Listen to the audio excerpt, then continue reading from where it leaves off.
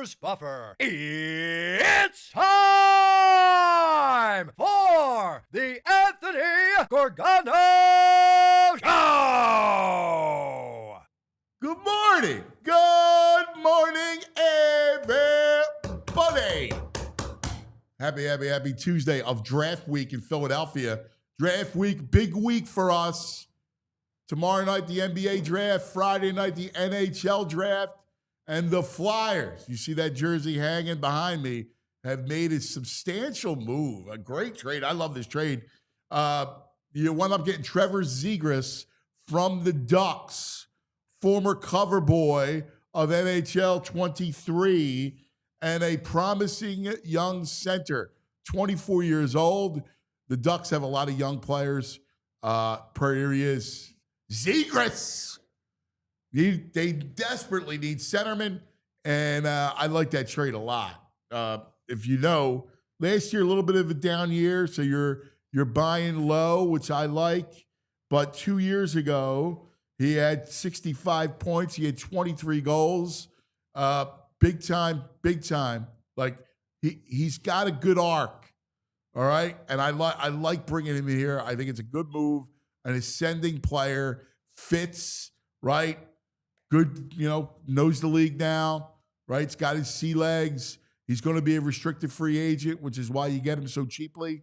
So I think a good move by the Flyers to start off draft week. And it is a big week for the Flyers. Again, Friday night, they have pick 6, 22, 31. They have the 3 second-rounders, 36, 40, and 48. 6 picks in the first 48. This is the draft that's going to shape their future.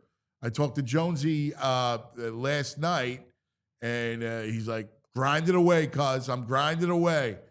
We got a big week ahead of us. So the brass is tucked away, getting ready for Atlantic City, and the big move, the big draft that's going to happen. 6 picks in the first 48. Zegras is the acquisition. We'll talk to Charlie O'Connor from the PHLY Flyers. Did a great show yesterday. We'll talk to Charlie about Zegras, and I'm looking ahead to the draft. It's going to be a big day, big week for us. NBA draft tomorrow night, and it's a little quiet. We're wondering, what is the Eel going to do? This is it, Eel. You're on the clock. The Eel is on the clock. Can he reshape this team in a wide open Eastern Conference? Can he make moves to make the Sixers a contender, even with the uncertain status of one Joel Embiid? It's got a lot of drama this week. Lots of drama. Great. You love draft week. Both NBA, NHL, a lot of good stuff. There you go. There's the Eel. You should put write Maury on its head. All right, here you go, Eel. What do you got for us, buddy? All right, you're on the clock. Let's go. Phillies start a series in Houston. Ranger on the mound against Valdez. I think Valdez, in the World Series. That bastard. He was part of the no-hitter. You remember that no-hitter? Good morning, VG. I do remember that no-hitter. I was actually at that game. You were? I had one World Series game. In fact, we had tickets. Young Joey, his father, and I got tickets to the World Series. Oh, nice! And that was one of the games we whacked them up, and we were at that. I brought the family to that game. All right. Oh, so not you and his dad didn't go together. You brought the family. No, in fact, he brought Joey was at the games. Oh, all right. That's what I was going to ask. I was wondering what you and Joe Marone Sr. would be like going to a game together, a little pre-game, post-game. We've gone to games together. Joey's he's not a rah-rah. Okay. Like, he gets into it. He loves it. But he's not rah-rah. And he's a vodka, And he's not. I would imagine Joey's dad is not a pound beer tailgate guy. No. More of a whiskey maybe guy. Vodka. Vodka? Yeah. Yeah. He's vodka. No way I'll drink a beer No. No way he'll drink a beer No, in the he won't. parking lot. No. He still has a suit on. Oh, he goes to games in suits? Yeah, I mean, he's a lawyer. What? Oh, man, that's serious. Yeah, he's a lawyer. So lawyers, right? Like, they're going to go to games now, and he's always got the Boyds on. Like, What? Wait a he second. single-handedly keeps Boyds in business. Does he hang out in jeans? No, I'd never see him in jeans. No? Never. That's the kind of lawyer you want. You Right. know, I want my lawyer to look like that all the time. He's never in jeans. Like, I get pinched in the middle of the night, he hops out of bed in a suit. We're like ready to go. Yeah. He definitely, like, you can't, I don't, other than like summertime, like relaxed mode. Yeah. You never see him in jeans or shorts. I mean, I respect it. Nobody looks good in shorts. I mean, it's just a bad look. I got them on now because it's so hot. You don't go to a meeting in shorts, Joey. Now, I'm curious now, as a haberdashery kind of fan. Does he have summer? Like, does he do the linen suits in the summer? Yeah. Okay, all right. He's big all right. on the linen suits. All right. No, he's a suit man. Like I respect that. He's a designer, and got to be the Gucci's, got to be the Armani's. Like, he rolls. I'm telling you, he single-handedly keeps Boyds in business. His wardrobe is worth more than my existence. I love that. I used to know a Boyd's guy too, because that place is great. They have your measurements. You just be like, yo, I need a blue suit. They can cut it right to you without you even going in. No, it's a beautiful place. Like, I can't afford to go walk in the door. No, I know people who go there. I'm going to go buy a shirt for my wedding at Boyd's. It's like $90 for a shirt. I'm like, what?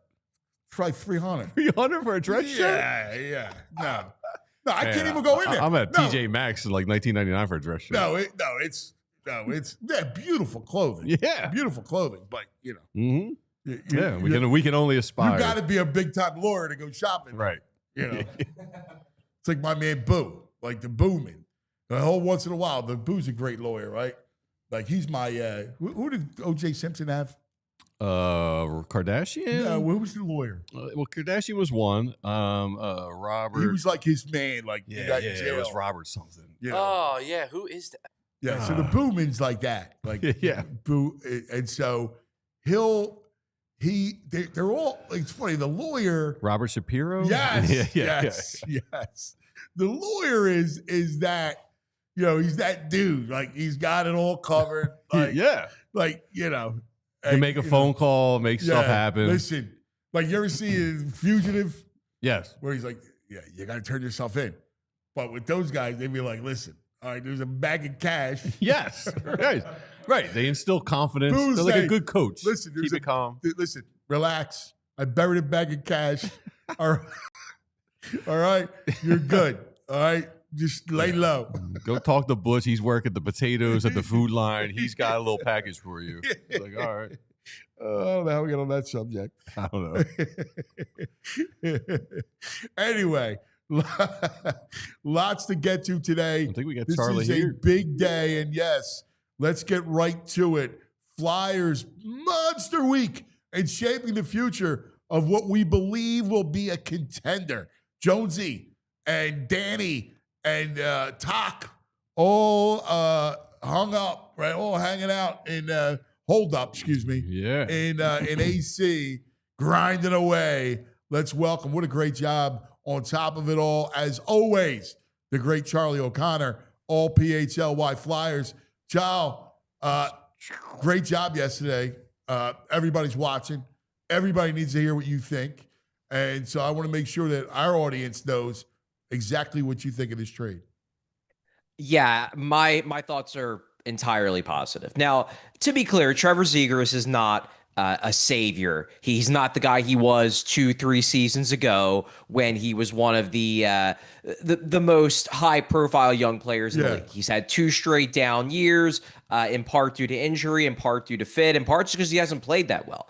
But the upside is there for him to be a top 6, to just be a really good second line center. But the real reason why I like this trade so much, Ant, it's the price. Yeah. This is not that expensive. Now, if the Flyers would have given up a first-round pick, if they would have given up one of their top prospects, I would be much more on the fence about whether this is the right move. The package they gave up for Trevor Zegras, we're talking about a second-round pick, and it was actually the third best of their 4 second-round picks they have in this draft. So it wasn't even one of their highest second-round picks.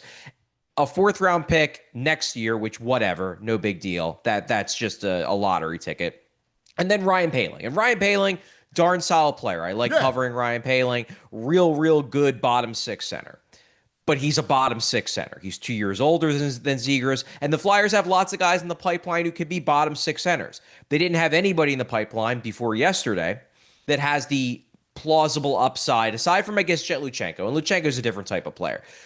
They didn't have anybody in the pipeline with the kind of skill, with the kind of offensive talent that Trevor Zegras has that could theoretically play the center position. So you trade away a guy in Poehling who you have a lot of his type, for a guy in Zegras you don't have much of his type. The Flyers need high-end talent. Trevor Zegras. Shot guy, I couldn't be happier. I know you are happy. When you broke it, you were smiling from ear to ear when you broke the news yesterday. So he was Look playing. At smile there. Yeah. Look at love it, Sean. Yeah, he was playing. Sean's got a good smile. He's a handsome guy. Yeah. He was playing wing for Anaheim, right? Do they just have a dearth of centers there? Yeah. Yeah, so he basically played center up until last season. But the way it kind of played last year was that they drafted Leo Carlsson 2 seasons ago in the Mishkov draft in 2023. He's a center all day. They had Mason McTavish, who they also believe in. He's a center. And I think their thought process was, so we're either going to use Zegras as a third-line center behind those guys, or we're going to try to move him to wing. So the post-trade interview with the media there basically said that he thinks, in retrospect, it was unfair to move him to wing, that he feels like Zegras' playing style just fits better down the middle, the way he likes to play. I largely agree with that. That said, there are some questions about Zegras sticking down the middle, namely, he's not that good defensively. He's never been that good defensively. Also, he's been really bad at faceoffs, so he's going to need to get better there. He's been like about a 40% faceoff guy. Look, I don't think he has to be a great faceoff when the games get serious, but from an offensive style standpoint, he's the guy who likes to have the puck. He likes to have the puck. He likes. Yes. That's what excites me about Carlsson. I mean, that top line was against Carlsson, Gauthier. Gauthier, they had a wing as well. And so you look at him. I love the fact that he's so offensive, because at least to start, you think he plays with Michkov to start? That's a good question. Look, they're going to give him a look with Michkov. Right. You have to see if it works, right? Exactly, because I'm thinking with those two on the ice, now again, you may be better have some vulnerable good in the back defensemen. end. But I'll tell you one thing: you want to talk about wizardry with those, because the kid's got great vision. The thing about Zegras is he's got good vision. So with him and Michkov, that could be pretty scary. It's highly entertaining. Oh yeah, and the one thing that I'm probably the most excited about, and this is something the Flyers have been terrible at for years now, the opportunities on the power play. Yes. Because you got Zegras with his vision, with his passing ability, and Michkov with his nose for the net and with his hockey IQ. That's really exciting. Top half of the league, given the talent they will have. So that's really exciting to me, especially. But at 5-on-5 too, if those two mesh in terms of hockey IQ, in terms of the way they think the game, the offensive opportunities, the offensive possibilities, they're really enticing. Yeah, you need a quarterback. That's the only thing that this power play will. I think they're hoping that Jamie Drysdale can develop into that guy up top who can kind of make things go. But you think back to the days when Claude Giroux ran the power play. I mean, he was the power play quarterback and he was doing it from the half boards. Yeah. So if Zegras could be that guy, we'll see. Now, granted, he wasn't godly. They get a James Higgins or a Jake O'Brien who could be that guy for them over the long term on the power play with Zegras and with Michkov. Well, I just like the fact that you're stockpiled, like 24 years old, ascending talent, right? You get him cheap, and you got his skills. And he's got 1 year. If you don't like him, it's 1 year. You got skill. Yeah. Like, to me, it's about stockpiling skilled players, right? During this build. Anti-muckers and grinders. This guy is not a mucker and grinder, which I have had enough of that for a long time. Yeah, and at some point the Flyers are going to have to add some size, some grit to the table. Absolutely, like that is important, especially in the playoffs. We saw the reason why they were. They have some flashy skills, offensive while we're skills. going with this rebuild, Yeah, to have some entertainment. guy who could put it through his legs like that. I And throw know. it, like, you No, gotta be it's kidding me. like it's awesome. Like, you kidding me? Hey, Char, he's And had to pair with Beach Calm, like that's why I'm dying to see that. yeah, it's like a little Yari Yeah. Carey action going on. He's had a groin ankle injuries over the past couple of years. Any of those you think will be lingering? Is he injury prone? Well, I mean, he's small-ish. I wouldn't say he's small, but he definitely, isn't the most physical guy. We asked Danny Briere that yesterday in his press conference after the trade. Briere said they have no future injury concerns based on, the injuries that have happened in the past. Now, that doesn't mean he can't get injured in other ways in the future. Given the fact that he's, maybe not the sturdiest guy in the world, but anybody can get injured. So I'm not like inherently concerned about the injuries necessarily, especially if it doesn't look like these injuries that he's had in the past, are going to have, long-term impacts on his athleticism and his ability to make plays. Yeah. I'm excited. All right, so let's look to Friday night, and we're going to be checking in with you before that as well. But let's look to Friday night. What do you any intel? Like, what are you feeling? I know this is where a lot of misdirection happens. Yeah, it's pretty crazy how, once you get past Matthew Schaefer and Michael Misa, and there's even some talk that Misa could slip to 3, but there's no chance that either of those guys are slipping to 6. There's so much misdirection going on. It does appear that Anton Frondell is not going to make it to the Flyers. He was a potential option. I liked him a lot. He was the guy I wanted, to be honest with you. Like, I look at Frondell and I go, that to me is that he was the guy I liked. Yeah, it seems like based on everything I'm hearing, doesn't seem likely he's going to make it past 3. So those 3 guys you can probably take off the board. After that, kind of all bets are off. The assumption is that Caleb Desnoyers won't be there, but hey, it could happen, and I think the Flyers like him a lot. The 3 guys that it seems like people are really zeroing in on as the most likely options for the Flyers, you've got James Higgins, you've got Jake O'Brien, and you've got Brady Martin. Jake O'Brien brings a little bit more size to the table. He's 6'2", needs to fill out, but the upside's there. James Higgins is the guy who last year was projected as the number 1 overall pick. They thought he was going to be the top pick. Yeah, so he's really exciting. Like that. Like, yeah. Have you figured out why the year was just so for him? I think, number one, he had a good year. It just wasn't an amazing year. It wasn't the year you expect out of a number 1 pick, but it was really good for a freshman at a major college program. I think the thought process with him is that, maybe his line mates weren't the best for him in the sense that, he functions best as a puck dominant player, and he was on a line with other guys that were puck dominant, so he did a lot of deferring. I would expect that as he gets older, he will do less deferring. He'll be a bit more assertive, but there is concern about his size. He's only about 5'10" and a half, and he played a bit too much of a perimeter game this season. Now, in the past, he hasn't, but the concern with that is that, he played college hockey, which is an increase in competition, and then, his size limitations started to show against, tougher competition. That's a legitimate worry, but the skill is through the roof. The skating is really good, so I'm a big Higgins guy. Then there's Brady Martin, who is kind of the Sam Bennett type of this draft. He's not really big, but he's physical, he's mean, he's got goal scoring ability. So those are the 3 guys it seems like that everybody's sort of zeroing in on as the most likely options, both to be there, potentially be there at 6, and guys who the Flyers have, over the last couple of weeks expressed serious interest in. All right, so let's kind of narrow it down. Guy, and you could throw another player or 2 if you want, but guy with the biggest upside, like the highest ceiling, that you think will be there in the draft, I would say it would either be Higgins or O'Brien.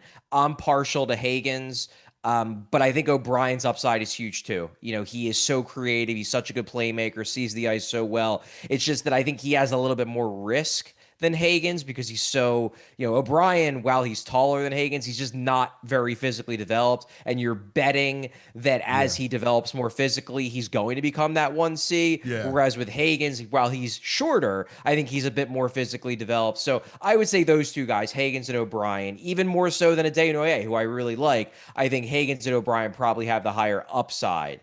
out of the guys that plausibly could be there at 6. All right. How about the guy with the biggest goal scoring ability?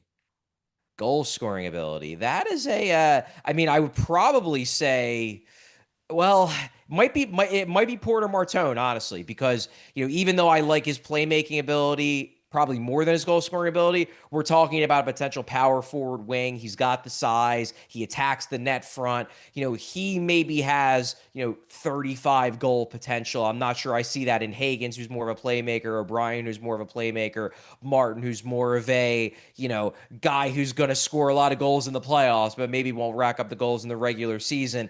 Martone, I would say maybe out of the guys, I would probably say Frondell if I thought he was going to be there. I think he might have the best goal scoring potential, man. but I'm not expecting him to Frondell's be the there. guy I want. Is there any way you think they move up to get him? Because you're not moving all the way up to 2. Yeah, I think, and I don't think they're going to move up. I don't think anybody's ultimately going to move up. But what I've heard, the tick that's most likely to get moved would be number 4. And based on everything I've been hearing the last couple of days, it seems unlikely Frondell would go by 3. Yeah. Charlie, I mean, we talk about they need a little size and grit. Are you out on McQueen? Too much of a risk for you? I wouldn't say I'm out on him. Like, I wouldn't make that pick because it is too much of a risk for me. But I have McQueen in the same tier as guys like Higgins. Well, not Higgins, but guys like O'Brien, guys like Martin, guys like Martone, and even Desnoyers. So he's one of those guys where would I make the pick? No, because I think it's a little risky. But if the Flyers made the pick, I could get behind it pretty quick because it is a big swing. He's 6'5". He's super skilled. He would bring that size complement to guys like Mishkov and now Zegras for that matter, and guys like Travis Konechny. So I would get the logic behind the pick. I would respect the guts that it takes to make a pick like that. But obviously the back injury that he's had for the last year plus, he claims it's fine. He claims it's resolved. But he's a 6'5" dude who's got back problems as a teenager. That's worrying to me. But look, big swing. Swing. It's I scary. might take the big swing. Scary. I've seen him go. I saw one mock had him at 5 going to Nashville. How about 22 and 31? 22 and 31. Look, at that point, anything goes because once you get past 20, the general consensus is like the guys from 20 to like 55. It just comes down to whatever team prefers, certain players. Some teams might have a guy ranked 21st on their board. Another team might have that same guy ranked 51st. It's so varied in terms of use. I have a few guys I like though. If we're talking about defensemen, I like Sasha Boumediene, who's a big-ish offensively oriented guy, but he has the upside to be an all-around defenseman. Blake Fiddler is a big right-handed shooting defenseman. He's more physical. He's actually the son of Vernon Fiddler, who's a longtime NHL player. So I like him a lot if they're going to go defense. There's guys though who I'm hoping maybe slip. I'm a big fan of Cole Reshney, who's a smallish center, but I love the hockey IQ. The Flyers tend to really like hockey IQ, and he, I think, was ranked 19th on Bob McKenzie's board, which tends to be a reflection of industry consensus. That's not that far away from 22. Right. So Reshney, I think, would be my dream in terms of a guy who could slip to 22. He very well might not. I think the general consensus will go in the teens, but he would probably be the guy who I'd be most excited if he falls just a little bit and the Flyers could nab him to further address their center issue. Yeah, that's interesting. And is it possible they consolidate those 2 picks and move up? It is. It absolutely is. And I think the Flyers would like to, if possible, move up. Now, the ideal would be Plus you move up from 3 second ones. Jeez. That's the thing. The ideal for the Flyers is you move up from 22 a few spots and you don't give up 31. You give up maybe one of the early seconds and you could jump up to the teens. Maybe you get a Reshney, you get a Braden Coots, another center who's going to be available. Maybe a guy like McQueen, because of injury concerns, slips further than expected and you can nab him at 12 or 13. That would be exciting. All right, last thing. I'm hitting you off the cuff, so I don't know how you're gonna get this. But I was trying to think the best Flyers draft in recent history. Well, when you say recent history, I don't know. What's the line in your world? Like, I don't want to hit you pre your world. Yeah, I mean, I would say the best draft I can remember is the draft where they came out of the first round with Jeff Carter and Mike Richards. Yeah. You're getting two, and I know it ultimately didn't work out with those guys in terms of them sticking for their whole career. Why? But Yeah, but I mean, they were hey, studs, man. They were absolute studs. There was a time where I thought maybe it could have been the draft in 2015 where they came out of it with Ivan Provorov and Travis Konechny. Yeah. Konechny pick still looks amazing. The Provorov pick in retrospect, you're like, man, I wish they would have taken somebody like Mikko Rantanen. But Provorov was a good defenseman for them for a long time, so it wasn't a bad draft. Player. I mean, he's still a good player, Columbus or wherever he's at now. Yeah. But yeah, I mean, you're right. I mean, geez, Rantanen, my God. Would have been nice. I know. That's all right. Listen, this is fun, man. This is a big deal. Just before while we got Charlie here, I mean, obviously goaltenders issue. There's been some stuff going around on social media. They're poking around maybe on Jake Allen. Do you see him as a potential option that they're looking at, or anyone else out there? It wouldn't shock me. He is maybe the best goalie on the market in terms of likely to be a free agent as long as he doesn't re-up with somebody or they don't trade his rights to somebody else. Look, what I can tell you is the Flyers want to address goaltending. Now they know they're not going to get they're not going to go out and trade for like a Bob type, a guy who's a star. But they want to at least have competent goaltending for next year. Sam Harrison they see as part of the solution. They think he's going to be one of the two goalies, he's not a one. but they want somebody else. They want somebody else to split time with Harrison. And I don't think they necessarily believe they're going to make the goaltending great, but they just want to make it so it's not the worst in the league like it was last year. Yeah, Harrison's to me a 1B. He's that kind of guy. Yeah, they just need a stopgap for a couple years. I go to some Russian gets here. Speaking of Russians, there's somebody, Shabanov. How do you say? Shabanov, he's there's someone connected to those guys, to the KHL, I think, who's saying July 1st we might hear something, and it might be there's a lot of smoke around Maxim Shabanov. He's an exciting guy, 24 years old. He's small. He's 5'8", but scored a ton of points in the KHL this year. There's been a lot of smoke around Shabanov to the Flyers over the last couple of weeks. Hockey News Hub, which tends to have things earlier on the Russia side than most people, he reported, I don't remember if it was yesterday or the day before, but he reported that he believes Shabanov is coming to Philadelphia on July 1st. There was a report a few weeks ago from Sport Express, which is another Russian-centric publication, that Shabanov was likely to come to Philadelphia. So there's a lot of smoke there. Now, by all accounts, he's not going to make the decision until July 1st. But, usually when there's smoke, there's fire. And I know the Flyers want Shabanov. They're in on Shabanov. It just comes down to who he chooses. And so far, signs are good that the Flyers might be at the top of the list. So we'll see. Ooh, I love the Flyers Russia marriage is awesome story. It's a great story. It's the best because if they end up breaking the cup drought eventually with a bunch of Russians after the history, it's so perfect. The irony is the greatest. Great story. My brother, great stuff, man. You're killing it. What's your schedule now? People can follow you. Yeah, well, we're on air at 12 p.m. today for PHLY Flyers. So check that show out. We're going to be further breaking down the Zegras trade, everything that's coming the rest of this week. Obviously, follow me on Twitter, all the social media sites. But I'm going to be pumping out the content for the next couple of weeks. It's a big 2 weeks for the Philadelphia Flyers with the draft on Friday and Saturday. Going to be huge. They have the 6th overall pick. This is potentially a franchise-defining stretch for the Philadelphia Flyers, and they got off to a heck of a start with the Zegras trade yesterday, Ant. Yeah. He's going to be hunkered down in the war room with the Flyers on Friday. I will be in AC. That's where the gang's going to be, and I'll be there. I love it, brother. Good stuff, man. Thank you. Appreciate it. Charlie. All right, thanks, guys. Awesome. Dude, Joe Rockhead chimes in with a great draft. Kenny Linsman and maybe the greatest Flyer fighter ever, Ben Wilson. Kenny Linsman and Ben Wilson is a great draft. Nastiest. Yes. Ben Wilson was a scary dude. The draft I remember always was Tocchet, Zezel, and Derek Smith. Yeah.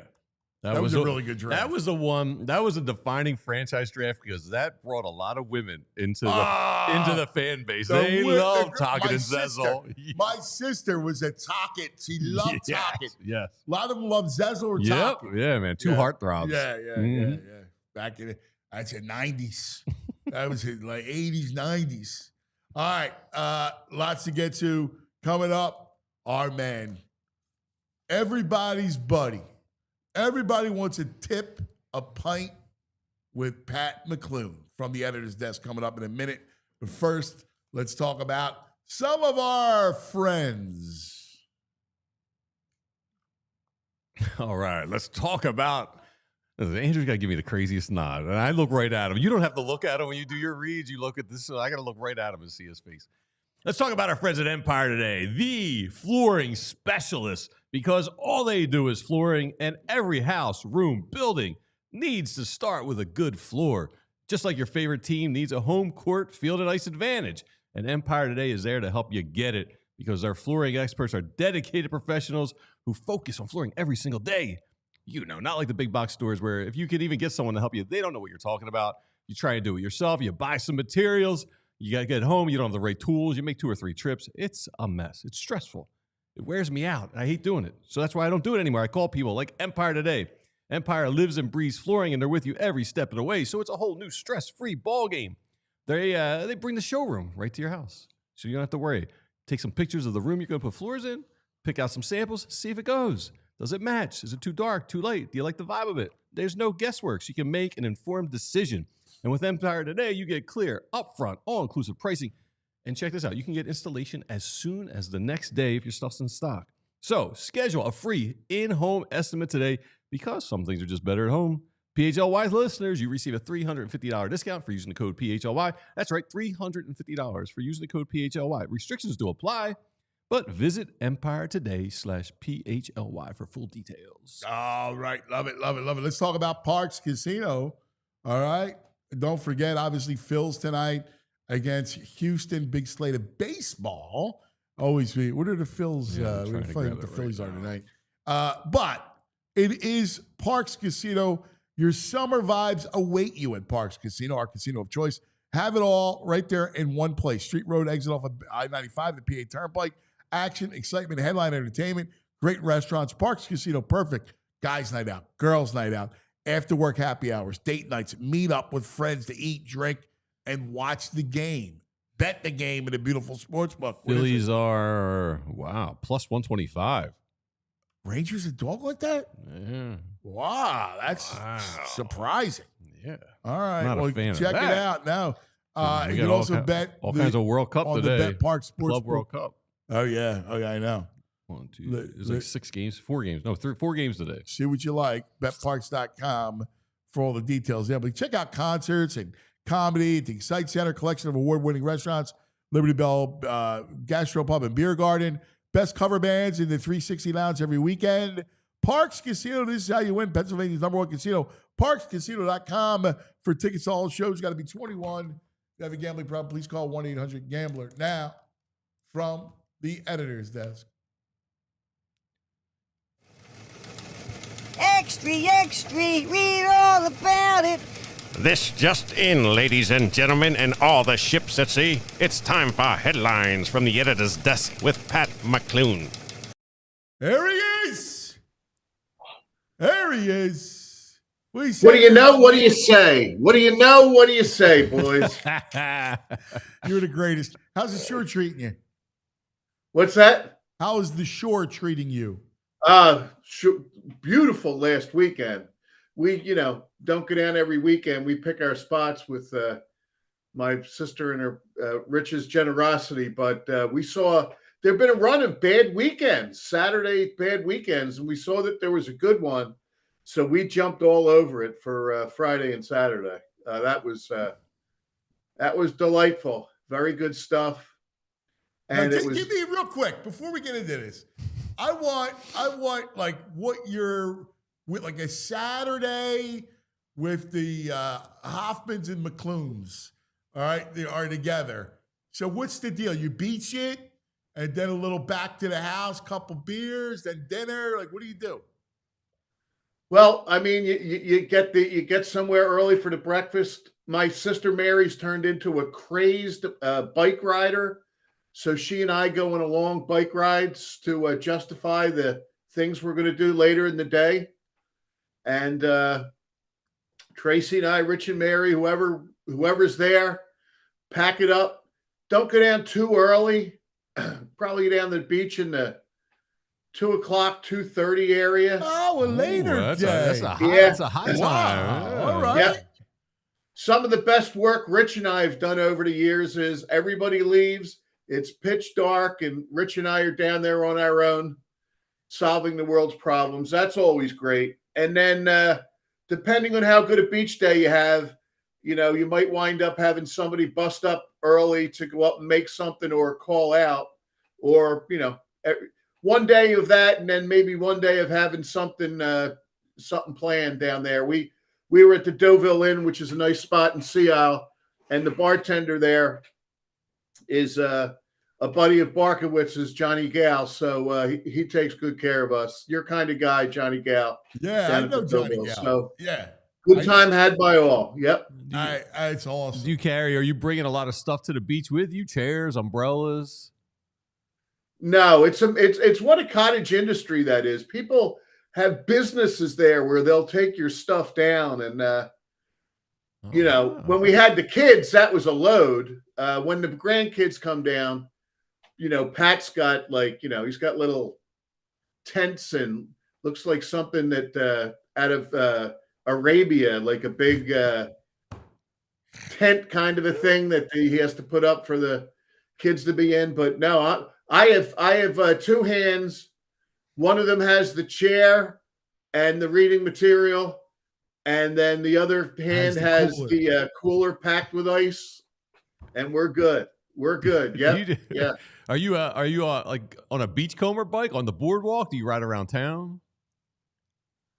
Yeah, well, it depends. I mean, Mary's crazy. She'll go over the bridge into different towns and stuff like that. But we have like a good 6-7 mile trail within Sea Isle off of the promenade and back and forth and stuff like that. So it's enjoyable. I got my big fat tire lazy man's bike or whatever. No, I'm not worried about changing gears at this stage in my life, Anthony. I'm just rolling right along, brother.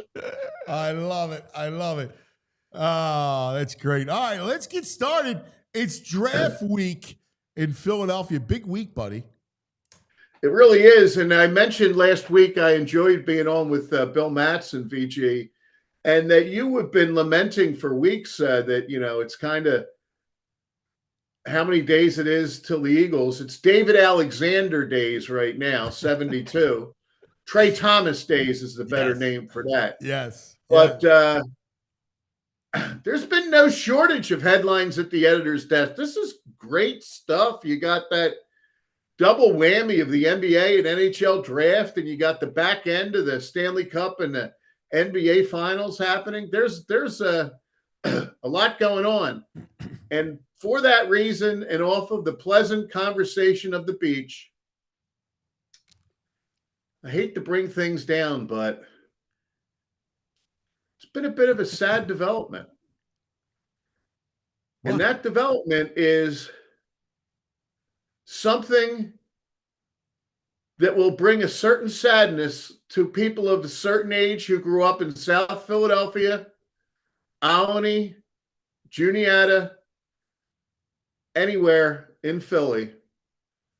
And the background there is that my little sister Kate turned 60 on Wednesday. And she is a woman who doesn't need anything. She's of fine means and happy. So I wanted to think about what could I get her that might be kind of meaningful. And when I think about her being 6 years younger than me and me running around on the basketball courts or whatever, I always think of her off to the side with her friends, Missy McCabe and Claire McGlarity, playing a game they called Chink, which is you hit a ball up against the wall and all this and so on. Yes. Yes. Great. Yeah. Yeah. And, I think about this and stickball, and I thought, it would be cool. Did you play ball? Oh, my her. God. Just my accent. I'm going to go buy her at the half dozen pimple balls. Yeah. A half dozen pimple balls for her birthday. And that's where things took a sad turn, fellas. Yeah. If I'm right about this, if they are right about this, there it is, the pimple ball. That was the Cadillac of things to play with. That is the ball that made the perfect half ball. I think we've talked about it before. I talked to people, Rich up in New York, Rich Hoffman, they used the pink balls. They just didn't know that there was a deluxe pink ball. They were fugazi. right? They were fugazi to us. smaller, and they were at bad consistency. The pickleball was it. Yes. Now, so when I looked it up, Retro Philly informs that they are no longer producing the pickleball. And, well, then I would move on to the next place because you could get anything. If you Google, they call this the pickleball. What? That's an outrage. What kind of thing is that? That's an outrage. 12-year-old's face. That's something that your dog should play with. Looks like Looks like That's the something COVID the kids should spores. throw around in a baby pool. That's that's- nothing that men of our caliber should be No, playing with. I agree. That is not a pickleball. Do you And it turns out remember? that Retro Philly had the deal with something called Eagle Rubber. In 2002, they made a deal with the company that made pickleballs, and they were producing them. But it's become very difficult to produce, and they don't want to charge $15 for a pickleball. They claim that if you get your hands on a pickleball in 2025, it's probably maybe an original pickleball, and that thing's 50 years old, and there's not much air left in that thing. So, boys, it's a sad day that I think the pickleball, Is dead. the real pickleball, has left the building. Yeah. That sucks. Do you remember cutting the pimple ball and there was the juice inside the ball? Yes. Right? Yes. And you Where had did to that do come it from? under running water because they would say, that's poisonous. Don't go near Yes. the juice. It could have been poisonous. Yes. Yes. Oh, I wonder if anybody got a little goofy later in life because they dared to take a finger's worth of the juice in the pimple ball. Yeah. No, There's a Facebook page dedicated to the pickleball. It's only got 250 followers. That's a disgrace. We need more followers. It is on a this disgrace. Pickleball page. And even the pickleball photo that Andrew put up, and thank you for following the directions as always, Andrew. That's like a pickleball poster. People that might have had Farrah Fawcett up on their wall or Cheryl Teagues back in the day. Maybe you put the pickleball up there now. Yeah. Yeah, that's, Yeah. Did you have a guy? There was always a kid in the neighborhood that could scale the roof. Oh, Oh, yes. sure. Yeah. Dude, we had a Yeah. guy. I love this dude. He was an older guy, Joey Mancini. Joey Scenics. His nickname was Scenics, and he was like Spider-Man. He would get like on the alley, like he could. Oh, you like crab crawl? Yeah. Well, Was no, that they- side by side. Yeah, don't they call that? Yes. That's how that guy escaped the prison. Yeah, and he would, and next thing you know, he's on the roof, and he would throw all the balls down. It was like raining half balls. It was the greatest Exactly. day. You could play for days. Or if they went to do the roof, they had to redo the roof at the the schoolyard or roof, something like that. Yeah, Oh, that was Christmas Day. it was. The stuff that came off the roof. Yeah. By the way, I still love the smell of hot tar. Yeah, I'm okay with that. Yeah, I didn't I'll mind go that when they along with were that. when You they know had when that they thing, come in, that little thing on the yeah, back, yeah, the little furnace or And whatever. it was like hot. Yeah. And for some reason, Yeah. that smell is pleasing to me. Yeah, I'm Yes. okay with that. You know what happened yesterday, Anthony? I came in the house and Tracy said, "How hot is it?" I said, "It's really hot." She goes, "Well, how hot is it?" I said, "Well, I can take the heat, but this is really hot." But I said, it wasn't hot enough where you got those wavy lines and you started seeing mirages on the blacktop. Yeah. That's the heat when Yeah. the whole scene starts to wobble on Yes. you. Yeah.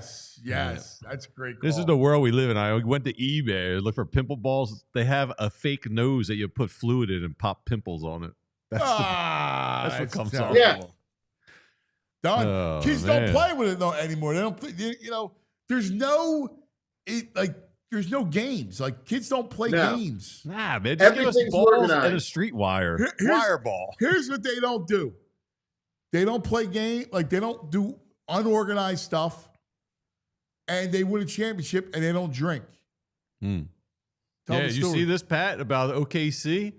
Nobody is drinking. No, lay it on me. They have all the Rachel Nichols reported. She's like, I've been to like dozens of championship celebration rooms, and no one was drinking in the OKC. They have tons of champagne left over, tons of beer. I think it was Jalen Williams. They had to show each other. Hartenstein. They had to show people how to open champagne bottles because they've never done it before. Jalen Williams said it was the first time he ever drank alcohol in his life.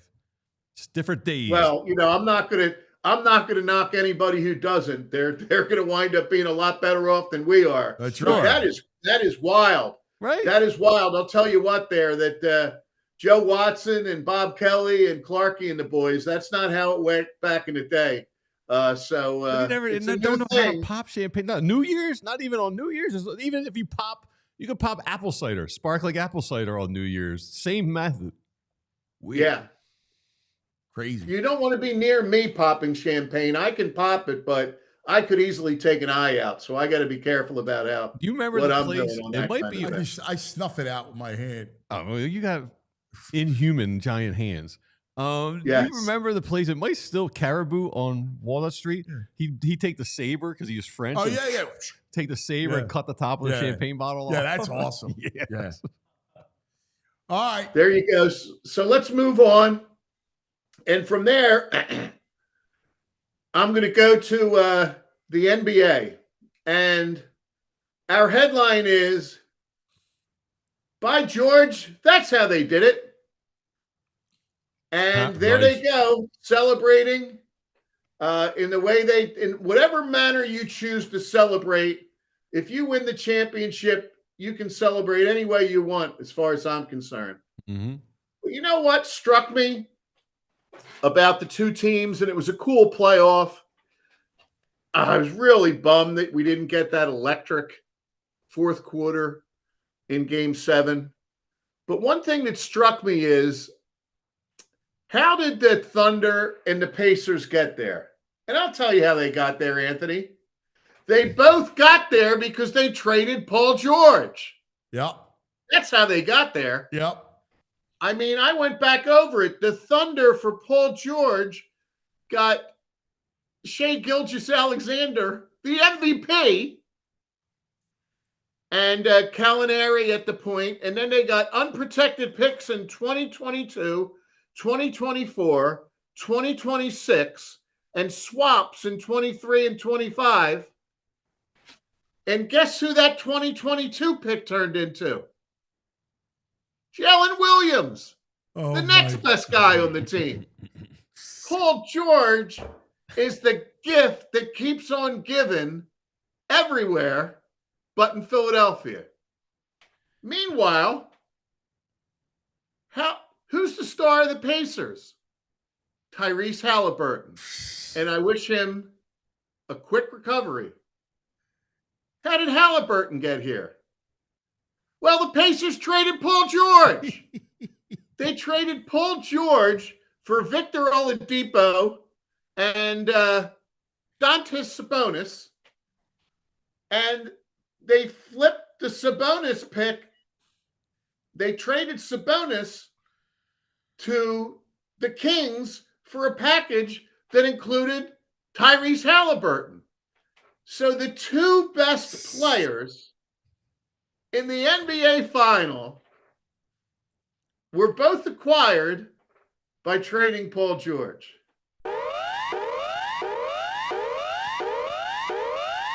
There it is. They're the worst. They are the worst.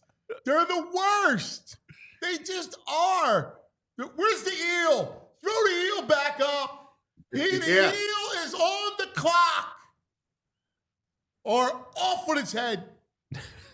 And boy, I don't think I don't know what the Sixers would have done if with TJ McConnell. What a waste he would have been. My God. And the other thing about he's got the Maury on him. He's quick.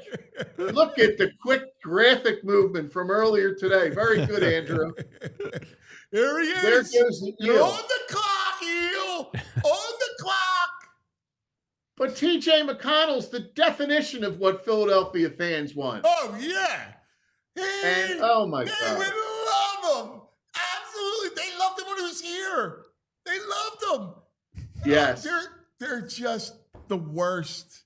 They are the worst franchise ever. They just can't get it right. They make mistake and it was, after mistake after mistake. Oh. and I hate that, look, I know a lot of people that like college basketball better than the NBA. I'm one of them. My whole life, I like college basketball better than the NBA. But boy, I really enjoy it, and the Sixers are driving me crazy. And I think the league's got problems we talked about before related to the bottom of the league. But one thing that drives me crazy is that when guys my age or whatever say, well, I don't watch that, they don't play defense.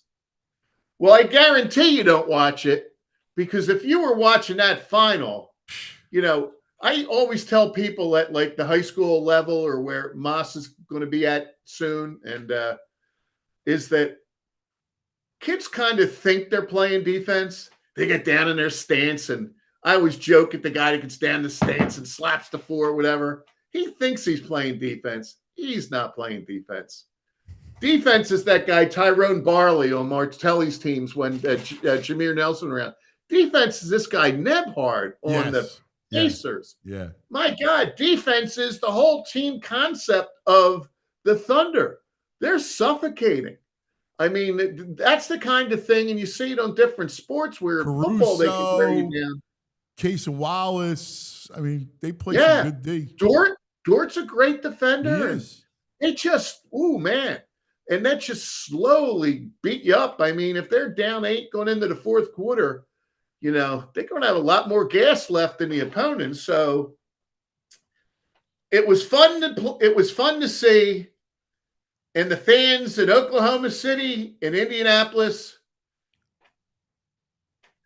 they have a salute to Paul George because he made it all happen. PG. Well, let's get the trend going. Let's trade them. Let's build that championship here. Yes. Makes sense. Yes. I like trends. And I would love to think that Paul George is disgusted with the way it went last season and comes back with a vengeance, but I'm not betting on it, boys. I am not betting on it. I'm not betting on it, but I'm praying. We need some hope. No, I know. Hey, hope. do me a favor, brother. Let's get to headline 3 in a moment. Let's take care of some business. Yes. Shall we? Let's talk about some of our friends. There we go. Let's talk about Rothman. That's right. Let's talk about getting back to doing what you love to do, especially this summer. Oh, whether you're biking by the Schuylkill or down the shore like got Pat, that new trail down there. right? Chasing your kids through the sprinkler, tackling that hiking trail like you said, going to work out with some Little League baseball like I got tonight. It's tough when your body doesn't cooperate, and that's where Rothman Orthopedics comes in. Yes. From aches and pains after a pickup game, the old injuries flaring up on summer adventures, Rothman's team of experts is here to help. With evidence-based care and a commitment to restoring your mobility, they're going to get you back out there stronger than ever. That's it. Don't let pain put your summer on pause. No. Visit RothmanOrtho.com/PHLY to book your appointment today. Get back to doing what you love. Pain-free. Rothman Orthopedics, getting you back to your summer game is their mission. Whoever wrote this, orthopedics is spelled wrong. Who's Do that? they do that sometimes? Do they do that sometimes with the AE? That is such a pet peeve of mine. I know that. I think that's Nick. Is it with the A? That's not how you spell it. Like misspellings bothers me. No, it is technically it can be spelled that way I as hate that well. spell. I don't like that spelling. Let's talk about. Are you ready? No. Get your singing on. Parks Casino. We got shows. Here we go. Let's go to the schedule. Here we go. Coming up, Parks Casino. We love our music. Excited to tell you who will be rocking the Excite Center at Parks Casino. So close to everywhere. Less than 2 hours from New York, all over the Philly suburbs. Less than an hour from Delaware. Here we go. Thursday, July 3rd. Gary Clark Jr. Here come old Flap Top, he come grooving up slowly. Joe, get on the mic. You want to sing. You're good. UB40 coming September 20th. Red, red wine.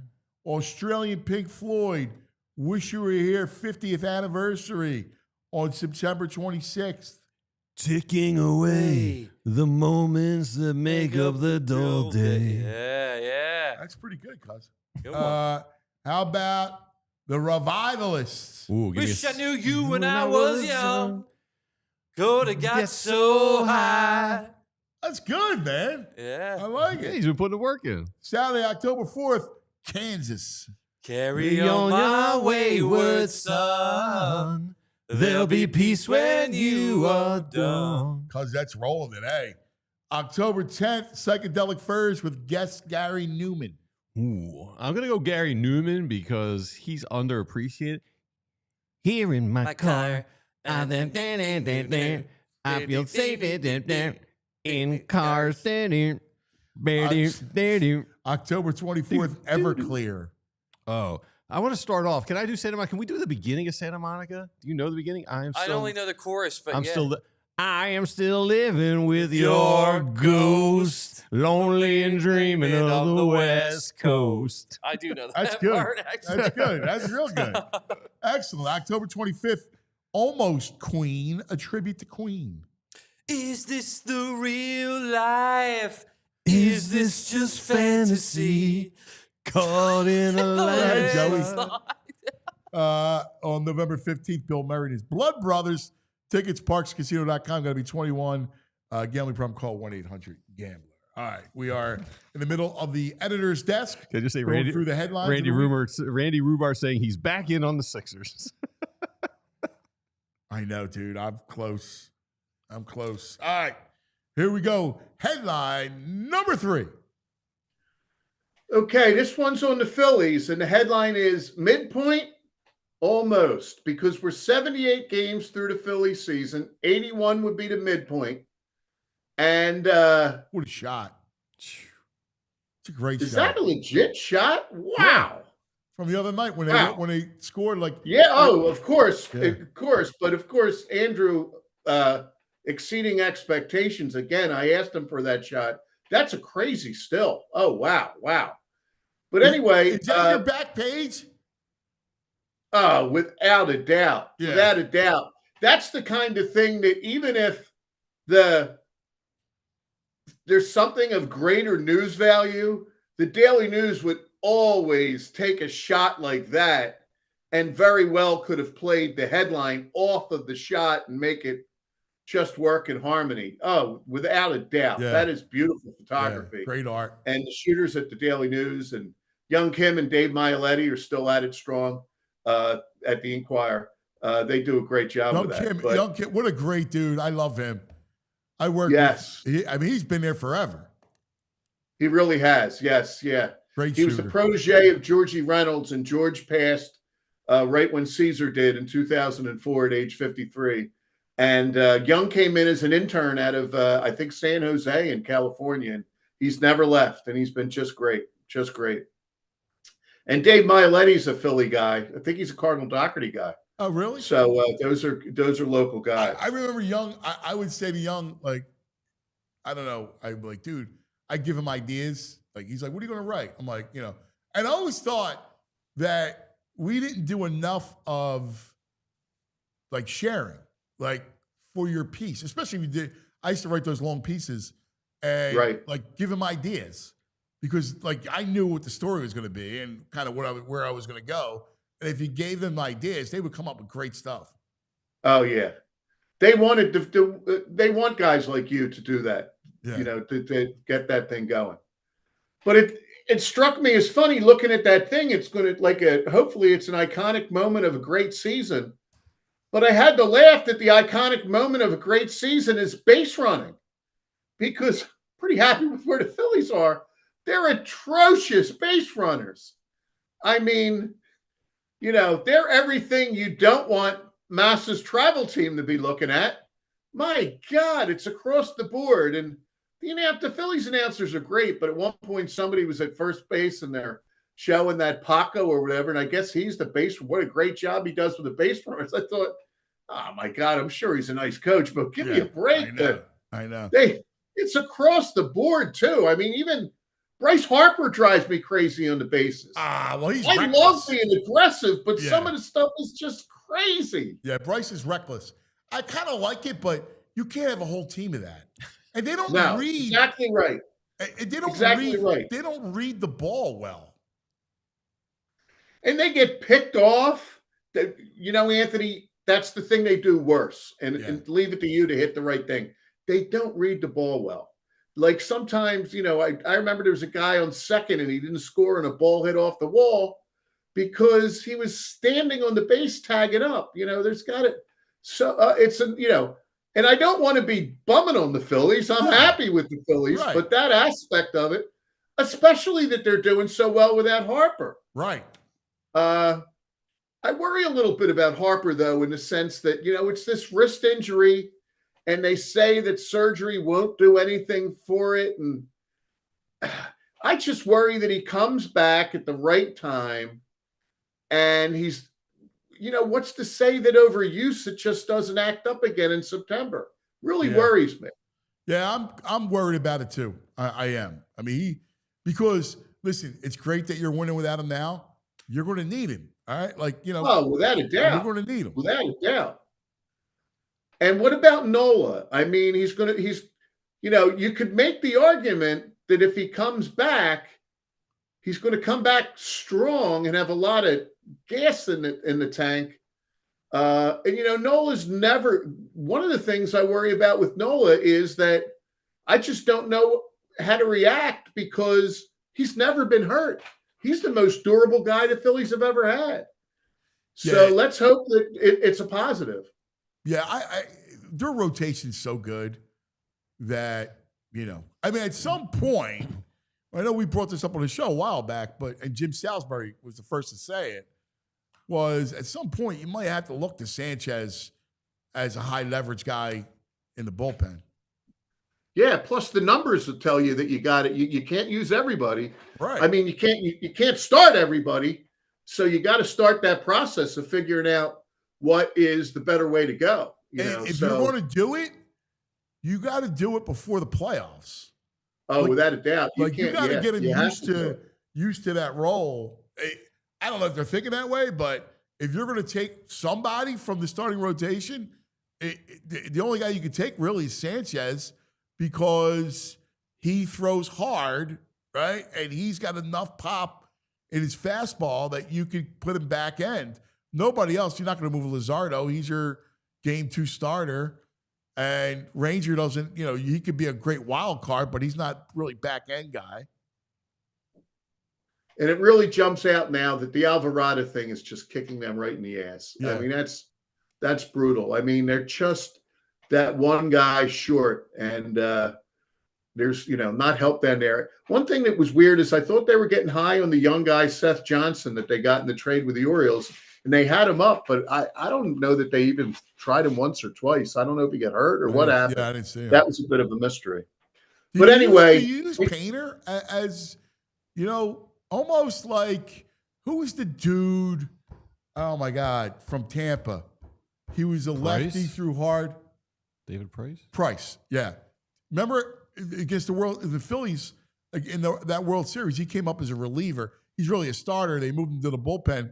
I mean, I guess you could do that with Painter. Coming off the Tommy John, though, and stuff. I don't know. I mean, you don't really use him for an inning. I know, but that's a whole different Fiji, though. I mean, it's just if he was just coming up, I would absolutely do it. But when he's coming up off the injury, it's kind of a weird thing. So, but it's interesting. And listen, they're not without options with that. It's just that excess has been just wonderful. I mean, think about it, Pat. There's a chance they're going to be in first place or right there at the All-Star game. And they may then be adding Bryce Harper and Aaron Nola back to the roster. It'd be wild. I know. They're maintaining this. If you would have told the beginning of the season they're not going to have Nola and Harper's going to miss a chunk of time, you'd be ecstatic that they're in first place. Yeah. And remember last year, after coming back from London on June 8th, they were like 51-48 the rest of the way. So, hopefully they'll play closer to 600 ball and finish off strong. And, the fact that Ranger was out a little bit and Nola was out a little bit, some of those arms should be pretty strong. So I'm pretty positive about where they're going. Yeah, you got to think about it. No Harper, no Nola. Zach missed some time. They don't have an outfield in total chaos. Topper's doing a good job. So I always got to give Topper props when I see the chance, because he takes shrapnel all the time, and I think he's doing a great job this year. I agree. All right, the next two I want to kick around a little bit, so I'm going to move. And you're going to have deja vu all over again, VG, because you and I lived this last week. But I'm dying for Anthony's reaction on the Sixers draft of the past. The headline there is Second Thoughts and Busts Revisited. Oh, look at that okay? face. And so Maury's got a shot here to make sure that he doesn't get on the list, and let's hope to God that that is the case. But just to tell Anthony when it went down, what I did is on Father's Day, I had all four boys over the house, Pat, Brendan, Dan, and Tom, and I had an assignment, and that assignment was I had 9 Sixers draft busts, and we needed to chop it up and put this thing in a list. And so it's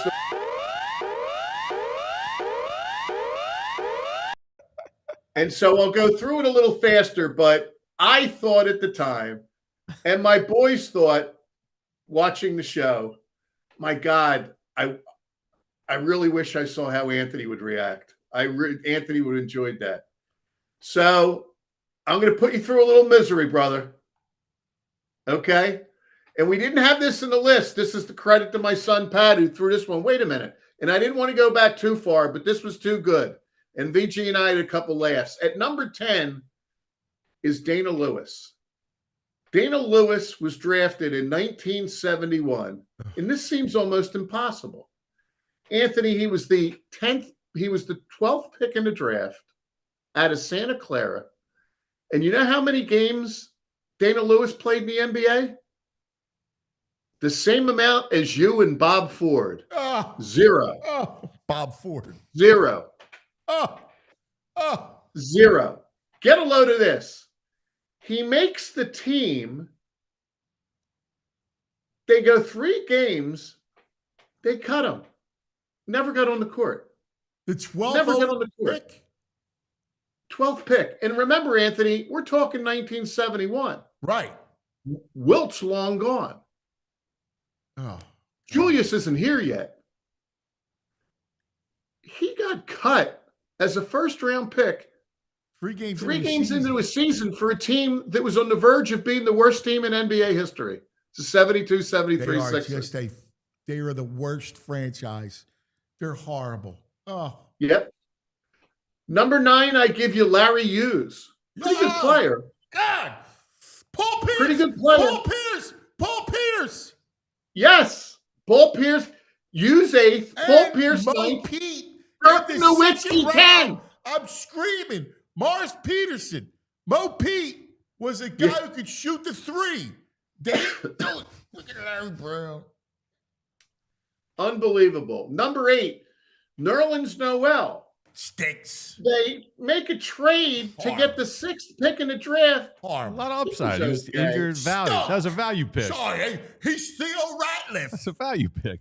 Oh my Guess God. what they give up to wasn't get that Theo 6th Huxtable. pick? They give up Drew Holiday. Just Anthony, got- that was Which man 2013. That made the Celtics a title team. That's how stupid they are. Yeah, it took him a while to become a 12 years linchpin. later. Oh, dude, stop. He wouldn't have was been a player. linchpin here. He got stupid. 12 years later, the guy's in the league and Nerlens Noel's long gone. Just traded yesterday. Number 7, and this was a fight with the boys, Anthony. And I gave them this one. There was one that I put my foot down, but I would have had this guy much higher. Sean Bradley. We'll get to him. Ben Simmons. who I consider a tremendous bust. They're like, oh, wait a minute. No, he made the all-star team. He's an all defensive, How about this? Insulting the McLoone family personally. My youngest son, Tom, calls on a Saturday night, says, hey, Dad, I got tickets for Game 7. Me and you were going to go for Father's Day. Beautiful thing. And you know what he treated us to? That was the game against the Hawks where he passes up the layup. I look at Tom. He looks at me. Well, what happened? What was that? Some Father's Day. Thanks a lot. I remember it. That mother father, all he's got to do is just jam it, right? Just go up and jam it. He was so afraid of going to the line that he's built like a Greek god, 7 feet tall. I'll never forget. I'm at practice. I was going to write a book on the process with them. I was allowed to go on trips with them. I went on trips. I did all this stuff. Of course, the book never got out of the computer because they were so bad, right? But I'm sitting there at practice. Brett pulls me aside and he goes, pointing to Simmons, grew 2 inches. He's legit 7 feet. We just measured him. And I'm watching him. And he's ridiculous. Like, 7-footer is fluid. Like, we look at Embiid, Simmons, legit 7 feet, was fluid. His handle going up and down the floor. He should have been unstoppable. But he didn't want to. I'm like, why doesn't this kid attack the rim all the time? Impossible. He could jump. He was athletic. Like, just go slam it. The mother father was afraid to shoot a free throw. Multi-million-year contract, 10-cent heart and head. But we have to move on. Number 6. Not Ike and Tina Turner, but it's Mr. Turner out of Ohio State. Second pick in the draft, Evan Turner. The Muppet. Yes, that's what VG said, the Muppet voice on him. Now, number 5, and I feel bad about this, and you brought up the name. I hate to put the poor guy on a bust list, but considering what happened to him, is Sean Bradley. Because, Sean Bradley, God bless him, he's a paraplegic right now. Is he really? I didn't know that. Yes. A biking accident. He was in a terrible accident when he was riding a bike. It got clipped. He got thrown over it. It's a sin. God bless him. He's a paraplegic, and the world he's having suicidal things because the world is not built for a 7'3" paraplegic. God medical forbid, world. that poor man.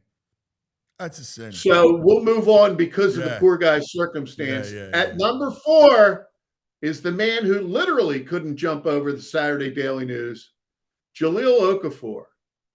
3rd pick in a draft, skilled guy, knew what he was doing, but he turned around to lay it up, and some 6'4" guy would swat it out of his face. He would have been an all-star had he played in 1981. Yeah, that's probably a good point.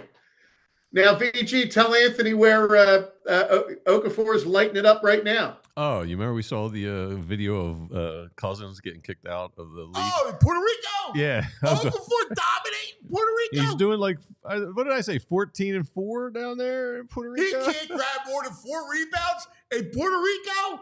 He's 6'10". Yeah. He can't grab more than 4 boards? Let me see. I want to make sure I'm not. I got to do him justice. I mean, think about it. You get the 3rd pick. All those high picks flushed. 6.5 boards a game. Oh, my. God forbid. 6 and 8. He can't grab 7 boards in Puerto Rico. My God. And now we get to the medal stand. That organization is one giant porta potty.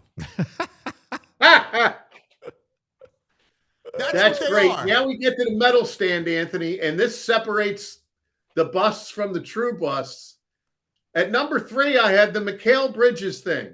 Let's definitely pass on the definition of a 3-and-D player from Philly whose mother works in the organization. And let's trade him for a 6'5" guy who was honorable mention all Big 12. Zaire Smith. He's going to be. And get a load of this, Kawhi Anthony. Leonard. He's still twirling. Yeah. He's still toiling in the G League. He hasn't given it up. Unbelievable. Yeah. Now, here's where I put my foot down. The boys unanimously said this was number one, and I said, no, you don't have the longevity of your dad. At number 2, we have Markelle Fultz, okay? They all wanted Fultz, and for all the right reasons, okay? But I personally... Dude, we're talking about perplexing. Didn't he...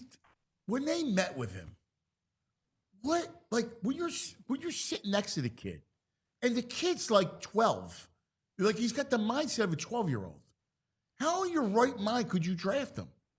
Right. Like, Mike Sealski's column last week I totally agree with Mike Sealski last week. He wrote about how the Sixers can't, he even included Harper, that they can't draft the Rutgers guys because they did not make the team better. And you know what? Ben Simmons, they were worse the year he played than the year before. And Markelle Fultz, I know he was a young kid, but Washington was 9-20 with him. Got to draft a winner. You got to draft a guy with a little pedigree, you know? But I will put up at number 1, listening to Charles Barkley on the Kelsey's podcast talking about going to bed with a big smile on his face because he had Moses Malone and the Sixers were going to draft Brad Doherty and he was going to have no problem under the boards for the rest of his career. And at 6 a.m., he gets a phone call waking him up from Phil Jasner. And he says, what the hell are you calling me for? So I'm really sorry, Charles. I want your reaction to the trade. What trade? Oh, the Sixers have traded the number 1 pick for Roy Hinson. And later that day, they trade Moses Malone and Terry Catledge for Jeff Ruland and Cliff Robinson. I think VG said Jeff Ruland played 5 games for the Sixers. Nice man, good player, totally washed. He had no cartilage. It was bone on bone. He's like the precursor to Embiid. What idiots make a trade like that without having your doctors look at him or whatever? What the hell? The guy couldn't had no cartilage. Yeah. And he looked like he was from the 70s in like a rec center pickup league. Oh, my God. The mustache, he smoked 2 packs a day. Yes. I mean, come on. What kind of idiots? Idiots. Now, I had some history about late round picks of the Sixers and stuff, but I'm going to pass on that so we can properly talk about the last one because I know the great Baldy's coming on. I held this last week, Anthony, because I wanted to talk it with you. It's an Eagles topic. And the headline is Phelan Jalen. Okay? And this, I could pull, thank God I still have a good head of hair. I could pull my hair out over this thing. Oh, you got to brag. There's just been a rash of things about Jalen Hurts lately. You have that bum Chris Sims trotting it out again with his list. And he has Hurts in the 3rd tier of quarterbacks at 10th. Okay? Now, Ryan Clark at ESPN, who I think does a good job and legitimately likes Hurts, he's talked recently about how, I think he did it in December of 2024, but about how Lamar Jackson needs to win a Super Bowl to kind of extend the legacy of Randall and Vic. And maybe he's talking about running quarterbacks, but a pretty good black quarterback won the Super Bowl last year. Yeah, I think that's maybe a little out of context unfair to Clark, but it just adds on. And, you know, no sense hiding this. I'll just go right at it, even though it's competitor, is that and then WIP, the morning guy, Joe DeCamera, he's, you know, a knowledgeable Philly guy, but I don't know. He must be just doing this to get a reaction. They do a list of their top 11 players in Philadelphia based on the last season's. He does not have Hurts in his 11. Okay. And now my 4th bit of evidence. Joe. I mean, how in the world? He's up to something. How do you not put him in? Like, it's got to be hot take stuff. I know that the station does a lot of hot take stuff. And I'm certainly not putting the guy. He's a knowledgeable guy. There's no way in the world that if you gave Joe truth serum that Right. he wouldn't have him in his top 11. I mean, listen, I mean, I get Exactly. where that team was built and the whole. How do you not? Come on. I mean, it's just We're not and then talking the about last in the piece league. of We're talking about evidence in is- Philadelphia. Philadelphia. I mean, seriously, that's ridiculous. I guess CBS Online has this guy. I think he's a foof. Flat out foof. Well, I need another O to get the foof. Flat out foof, okay? That's a great word, foof. I don't even know what that. I've never heard. Yeah, Foof. you never heard foof? No, That's he's a great he's word. foof. Yeah, that's just a goof. And yeah. Clown, This fool. spoof picks his 100 top players in the NFL. He has Hurts This 52nd. is Pete Prisco. Yeah, 52nd between Denver center Quinn Miners and Raiders center Tyler Lindenbaum. I mean, And he come has on. them as the 1, 2, 3, 4, 5, 6, 7th quarterback. And so here's where it gets to the discussion, Anthony. And you and I have been very guarded over the years about Hurts. Yeah, you were so all in with Wentz that you learned your lesson and you decided, hey, let's play this out. And so we've been guarded, and we haven't been singing from the rooftops about this guy. But at this stage, in my opinion, how can you possibly talk about quarterbacks in the NFL? To me, there's 5, and then there's a drop-off. And that 5 is, in whatever order, Mahomes, Allen, Lamar Jackson, Burrow, and Jalen Hurts. That's the 5. Yeah. That's the 5. Yep. If you want to put Jalen 5, fine. I might have him say 4th. I mean, But- listen, I love Daniels, but you can't. He's got to do it for another year. Like, I Yes. need one more year. I like Stafford, but he's not. you know. It's so funny you guys mentioned that. I feel there's 5 guys, there's 2 contenders, and the 2 contenders are Jaden Daniels and Matthew Stafford. Yes. Then after that, you have a lot of guys fighting for 8 through 10. Yeah, like we I know Herbert gets a lot of we talk about Herbert. Let me tell you something. I love Herbert. All right, no joke. I love Herbert. I love his ability. I love what he can be. All right, he's tall. He throws a dime. He's athletic. However, now I think a lot has to do with coaching. A lot has to do with he had a horrible coach. There was a horrible GM. Harbaugh came in last year. He had a very good year. They're on the upswing. Now, let me see him do it. Now, he's got the coaching around him. He had another weapon to him, right? Because he didn't have a lot of weapons last year. Let me see what he looks like now. Because I love Trevor Lawrence, and Trevor Lawrence went sideways. All right? Yes. So I wouldn't even have him among my people for 8 through 10. 8 through 10, I would have Herbert, Dak, Stroud, Purdy. Those guys are fighting for 8 through 10, in my opinion. yeah, I'm not the biggest Purdy guy. Me neither. Me neither. But I'm with you. Like I agree completely. When you're looking at the quarterback, you got to look at you can't divorce accomplishment. All right? Right. That dude, I don't care about how pretty it looks or thrown for 300 yards. It's irrelevant. Who cares if you throw for 300 yards if you lose? The dude wins. The dude knows how to run an offense. He helps you in the run game. He's as tough as nails. He'll make a throw down the field and drop it in a bucket.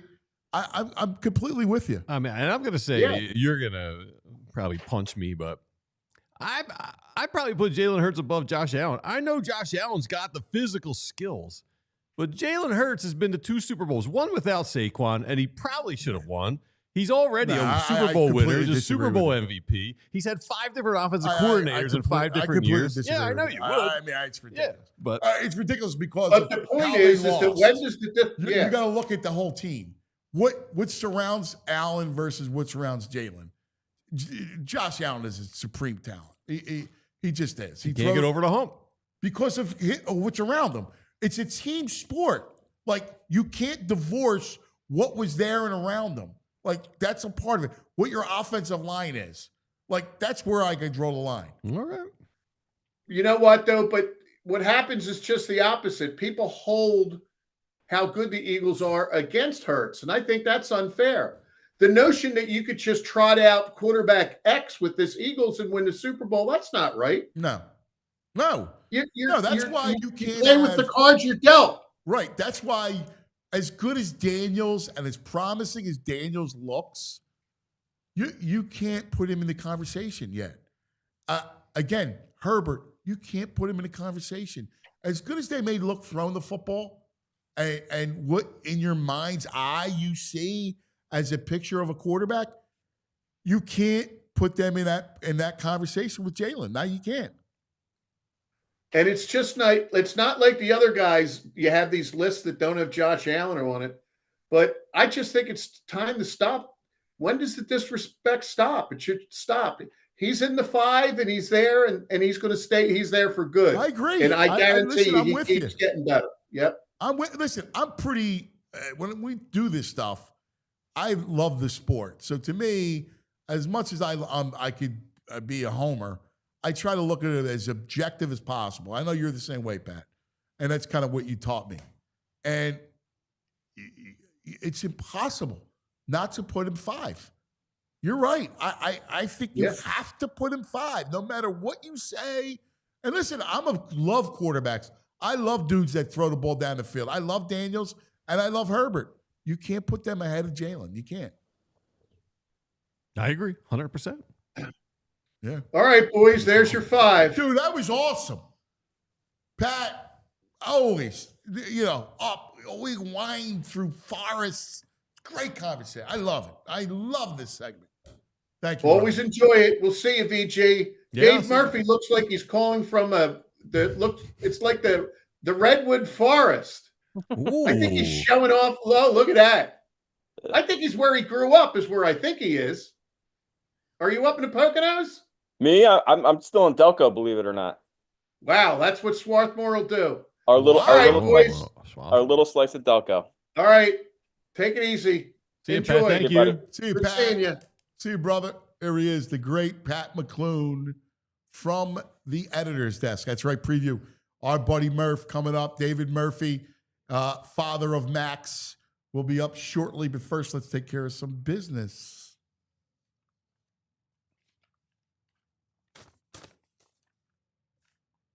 All right, let's talk about the good, great people over at TrueMark. Summer's here. The kids are out. They got some free time. They're hanging with friends. Maybe they're picking up a summer job. Maybe they're doing some work around the house for chores, earning a little cash. So why not start setting them up with something that teaches them real-world money skills and gives them a little freedom as well?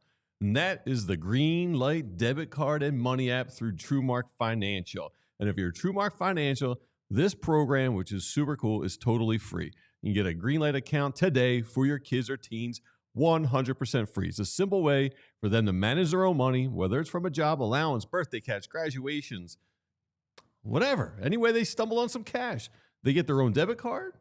They can set savings goals, track spending, and learn how to budget, all while you stay in the loop from your phone. So you're totally in control, but they get to learn how real money works in everyday life. So before the summer rush kicks in and it's gone, this is a great way to help your kids build smart money habits that'll stick with them long after this season's over. So head over to TrueMark.com/Greenlight, get all the details, sign up today, and don't miss this great chance to set your kids up for financial success and teach them some, financial responsibility and skills, which you can never have too much of. TrueMark.com/Greenlight. Love it. Love it, love it, love it. All right, let's talk Cherry Hill Kia. Cherry Hill Kia, a folk auto dealership. Listen, Bill runs Cherry Hill Kia. Bill's got some amazing rides. He's got it ready for you. He's got a lot full of incredible Kias. First, just go to KiaofCherryHill.com, all right? Here's the deal. He's got 450 new Kias to choose from, over 40 Tellurides, over 100 Sportages, over 35 Carnivals, over 75 Celtos. Give it to me. And over 80 Souls. Yeah. That's the Soul Man. Yeah. You are. You're perfect in this. The one thing we got to do is get you in a soul. I sit in them every auto show. They got good sound systems in it. I got to like talk the to Souls. Bill. I got to get you over there. We're going to get you. They have great prices. You get the Cuz discount. Oh, Cuz discount's legit. All right. Yeah. Everybody. I've used the Cuz You're a discount. PHLY listener, viewer, reader. You get the Cuz discount. Just tell Bill that I told you to go. He's going to give you the discount. It's a legit discount. Mm-hmm. All right. So, in fact, I got to make it my business. Maybe by the fall. Cool. At some point at the end of the summer, I got to hook you up. Yeah, Kia is we'll the wrap it. We'll hottest. put your face on the wrap on the side of it. I'll drive the Cuz Soul around town. No, you don't need the VG. No, that'll frighten people. No, it's the VG Soul. Kia is the hottest automotive brand in the country for a reason. 7 of their models received 2025 Car and Driver Editor's Choice Awards. Think about this. They test over 450 models, and only 20 received this award. Kia's got 7 of them. 7. Wow. All right? Combine that with the best warranty in the automotive business, 10 years, 100,000-mile powertrain, 5 years, 60,000-mile bumper to bumper. All right? Drive home your new Kia today. Go see Bill. Minutes from all bridges, available online. KiaofCherryHill.com. I know people buy Kias elsewhere. I just don't know why. Stupid. All right. This portion of the program presented by Bet Parks. Now let's go to one of the great columnists in the city, one of the great voices. And I guess it's a beautiful It setting. must be in like Nottingham I Forest. can't wait to see where he is. Yeah. Here he. Oh, Oh, wow. look at Murph. You look good, cuz. Hey. You got the shirt. The shirt's all shaving. done. Yeah. Oh my Well, God. Father, well, I let's gotta do you tell you- well. I got to tell you, I not only did I shave, but I cut myself in the worst possible place to cut yourself, like right there under the nostril. Yeah. You ever do that? Mm-hmm. So- I just did mine this morning, but I do over here. So if I end up, if my nose ends up bleeding, it's not anything untoward. It's just a Yeah. it's just a shaving cut. So is that your backyard? Yeah, this is Amped where I'm up sitting for on. this I'm interview. sitting on. I'm sitting on our screen and porch right now. Beautiful. Ooh, yeah. Yeah, Swarthmore has a lot of trees. I'll tell you what's not beautiful. I'm fighting a war on Japanese knotweed right now, and it's On what? not going well. Japanese knotweed. It's a devil, man. You don't want it in your yard.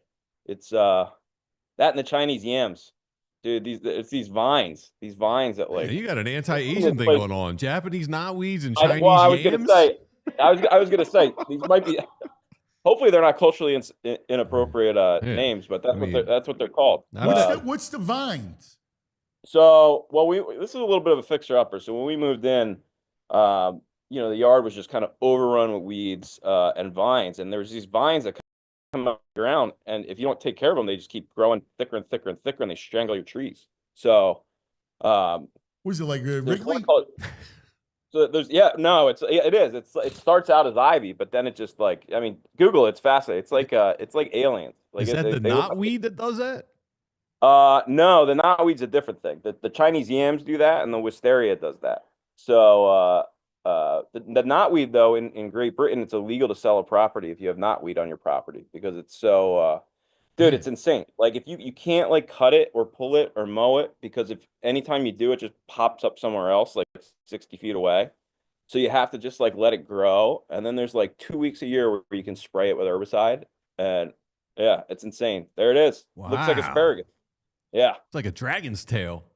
Yeah, it's not it's you should see the yard right now. It's hilarious. I've got like little like It's golf ugly ball looking. marker flags. Yeah, this is why I stay in the city. Dude, I can't, I can't deal with all this My stuff. wife is 4 times a summer.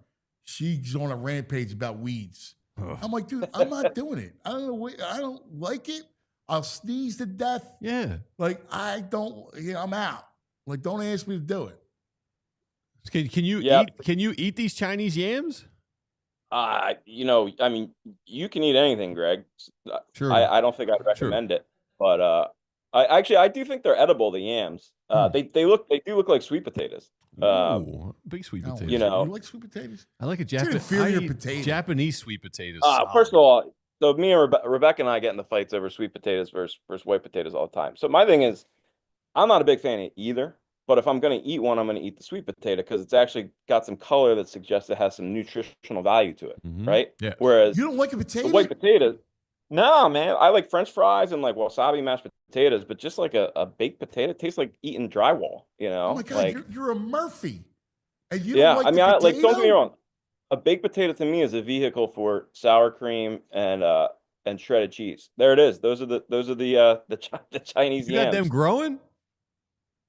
They're wild. They're invasive. Like they're He's gonna have a they food take stand out in Swarthmore I selling love a yams. baked They take, potato. I know. You should see these things, man. They just like so like the problem is if you just cut them, if you just like pull the green stuff, they just keep growing under the ground. Yeah. And then all of a sudden you got these like this alien mass of weeds running all throughout your yard, and they just pop up everywhere. It's crazy. So can you like dig down deep around them and pull them out without them spreading? Bro, you don't even. That's how I spent my entire last summer, and now And it's they're like, back? dude, round two. It's a war. It's a multi-year campaign.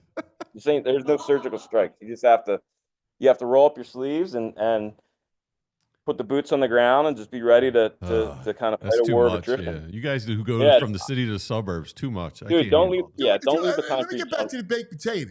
jungle. I love a baked potato. Do you? Love it. Yeah. I Salt love and pepper, and that's it. No butter? No. No sour cream? Salt I and love the pepper. topping. Salt and pepper. Chive, sour cream. No, I don't do Yeah. sour Salt and cream. pepper, he's saying. Salt and pepper. Dude, you know what's good on a baked potato is chili. So if you put like some sour creams and chives and then like a scoop of chili over top You of don't it, but taste the the thing potato. is, Well, the well, potato's that's the got whole no point. Yes, taste. it That's the whole does. point. A potato's No one nice. wants I love a potato. And No one even wants my to taste the fries, I potato. want them fat, but they Tuna. have the potato taste. In Oh, Britain, and I'll they tell do you, tuna. that's a strong take because I contend that crispy steak fries are the most underrated form of French fry. You know, like everyone loves the waffle fry, the curly fry, whatever. But dude, you get like an al dente steak fry that's like crispy on the outside Yeah. and you know, They're oh, hard it's to great. get. A lot of people don't do them They right. are because They're undercooked. All good things are hard to get, Greg. That's it's a true. lesson of Yeah. art. This Delco wisdom out here. Look, I love He's got the back. arms back. Did you Yeah. see lean Yeah. Step All it in my good office. things are hard to get. Step it in my office. That was priceless. He's on fire today because usually it's a little too much neck for me, but he looks good with the shirt unbuttoned. Come on. Yeah. Thanks, buddy. Yeah. Joaquin Hey, dude, Phoenix. it's summertime. It's Yeah. Joaquin Summertime. Phoenix. Yeah. I think he might have a gummy this morning. He looks real relaxed. Gummied Yeah. up, yeah. Good night's sleep, maybe a gummy. Matt's sleeping, huh? Well, I got a haircut scheduled for 1, so that's good for the soul. I'm looking forward to that. But yeah, man, it's just you know, I love summer. It's the sun, the vitamin D really brings out the best in everybody. I feel like, you know. Yeah, it's You working love for you. summer. Yeah, summer's my. I'm not a winter guy. You know, I'm I don't. with I you. don't believe when people say they'd rather be cold than hot. I don't believe it because hot does not hurt. Like, you never Yes. walk out. I never walk outside in the summer and start just cursing audibly Right. out You're not loud. going to lose a finger from being too hot. Right. Where when I walk out in the winter, the whole time I'm outside, I'm like, Right. you know, and you're like, you don't run through the heat to get somewhere because it's so unbearable. You know, it's just like, oh man, it's hot. I'm sweating a little bit. So, dude, when it's cold, you know, you can't die. Yeah, like Greg, like you said, you can't just die from being outside in the summertime. I mean, unless you there's know? no water for miles, sure. But Well, yeah. yeah. Yeah. I mean, yeah, exactly. Yeah. But anyway, All right, let's go summer, and we'll start the boys of summer, and let's start with the Phils. And after this weekend, where you saw the Lizard show up in a big way, you I love it. you saw right. You see them once again take 2 or 3 from the Mets. Let's go Fightins. Where you at? What are you seeing? The Jesus lizard. The Jesus lizard. Yes. Yes. Look, I'm writing about this today for tomorrow, and I think the Phillies are exactly, who we have thought they were all along. If they get great starting pitching, they're going to be in position to win most nights, and the lineups, they're really built like a postseason team, where if you get 6 strong and then have a lineup that can scratch out 3 or 4 runs, you're going to be all right as long as your bullpen can take care of it. But I think long term, the big question is, to me, the Harper stuff is the biggest news right now. And I don't know. I know he doesn't. No one likes to give a lot away about their injuries, but certainly doesn't sound. Doesn't sound like something where Bryce Harper's going to be jumping right back in here and be putting up the MVP numbers. I mean, he keeps talking about the wrist as something that's going to have to be managed, and so I think one of the biggest questions for down the stretch is how much are you going to get out of Bryce Harper? I think that's kind of that holds the key to a lot of the Phillies season. I'm with you. Yesterday I went through the contenders. I'm going to go through the contenders with you. So there's 7 teams that you're going to vie that are vying for this thing. Phillies and the Mets, Cubs, Milwaukee. I guess you could throw St. Louis in there. Dodgers, Giants, Padres. Right. I don't think Arizona's got the pitching. Well, and Corbin Carroll just went on the injured list. Yeah, fractured left wrist. Oh, yeah, they're done. So those, to me, are the contenders. And you look at them, and no one, including the Dodgers, comes close to the Phillies when it comes to the rotation. No, I mean, I'd agree. Yeah, I'm trying to think if there's anybody. I guess Padres, but Cease hasn't been dominant. No, and they got what do they have? And they don't have Snell anymore, right? Right. So what is it? What do they have right now? Is it King, Cease? I like King. King's been hurt. He's been great. Yeah.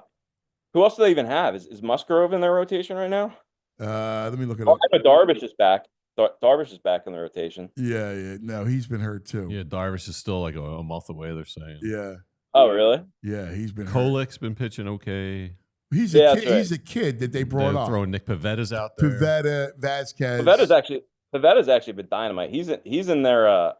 He landed in the perfect spot, man, where he can just throw in a pitcher's park and let it rip, So King, Darvish, and Musgrove are all in the DL right now. Oh, really? Wow. Who's even? Yeah. I know Kolek. It's Kolek, Vasquez, Pavetta, Cease, and Burgett, who's actually pitching for them tonight. Okay. All right. Yeah. So I'm with you. I guess I never really thought about it, but you're right. I mean, there's really nobody who's even close in the net, unless we're missing somebody. You could have made an argument. Giants. I don't know. I mean, Robbie Ray. He's all right. No, actually, Robbie Ray's been really good this year, but the rest, I mean, they have. That's what I'm saying. You're throwing Wheeler, Luzardo, Sanchez, Suarez, and then whether it's Nola, whoever. So then you look at it. This is interesting. Lineup. How would you rank the lineups? Well, so look,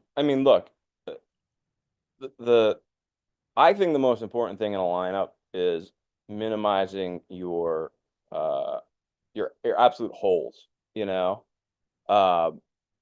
I think that's the Phillies' biggest problem right now. When Bryson Stott's not hitting, and you've got now it all depends on where you catch Brandon Marsh, whether Alec Boehm's hot or not, but they've got with Real Muto and Stott, they've got 2 outs in a row just about every time those guys that part of the order's up, and very little chance to be competitive.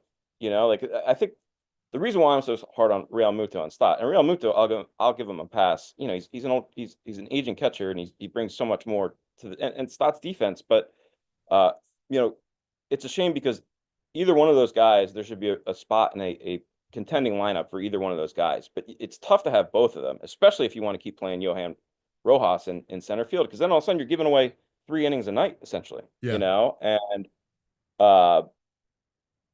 long story short, the Dodgers, when you look at that lineup, they've got some holes, but they make up for it with, just that all-world top 4 or 5. And then the Mets, too. I think a big question with the Mets is Vientos coming back.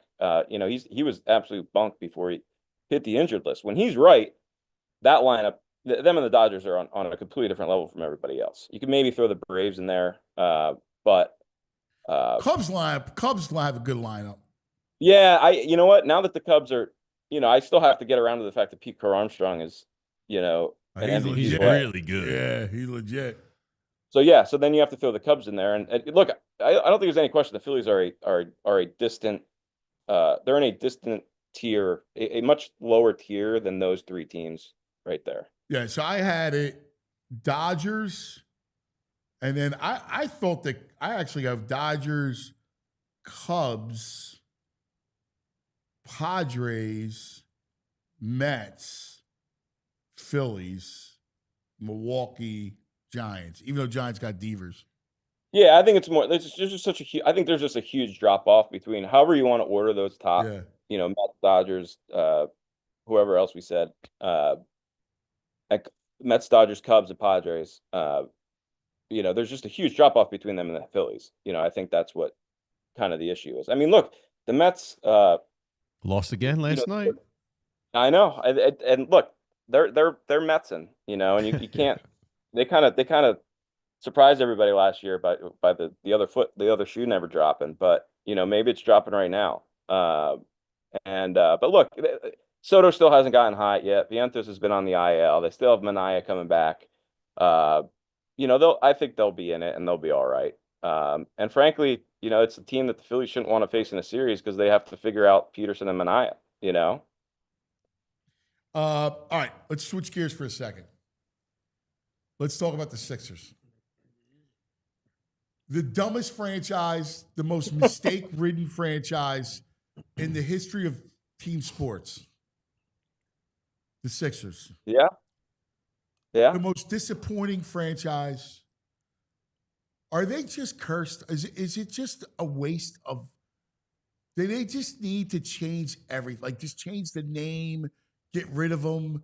I don't know what to do. I'm at my wit's end because if you go through the history of that franchise that I loved, to have one title going way back to 1983 is just the most disgraceful thing, and it just is the height of stupidity. What do we do, Murph? Yeah, I think that. I mean, look, that might be a little extreme. I mean, we're not gonna like put them in a basket on the doorstep of a fire station or anything. You know, like they're I don't they're know. here to I might play. go to Seattle and leave the basket Yes. Yeah, and say, "Here you go." Rename them the Sonics and enjoy. Well, it's interesting. It is. I know this is not your point, but it kind of is because I mean the only way it will change is if you know everything's ownership level at the NBA, really. You know, because you know the owners, these owners are just so intimately involved, and every organization is a reflection of ownership. And so if as long as Josh Harris is owning this team, you know, I think you're kind of get what you get. But look, they're also limited. Look, the Wells Fargo Center is awful. You know, like they're not a marquee. I think these are all excuses.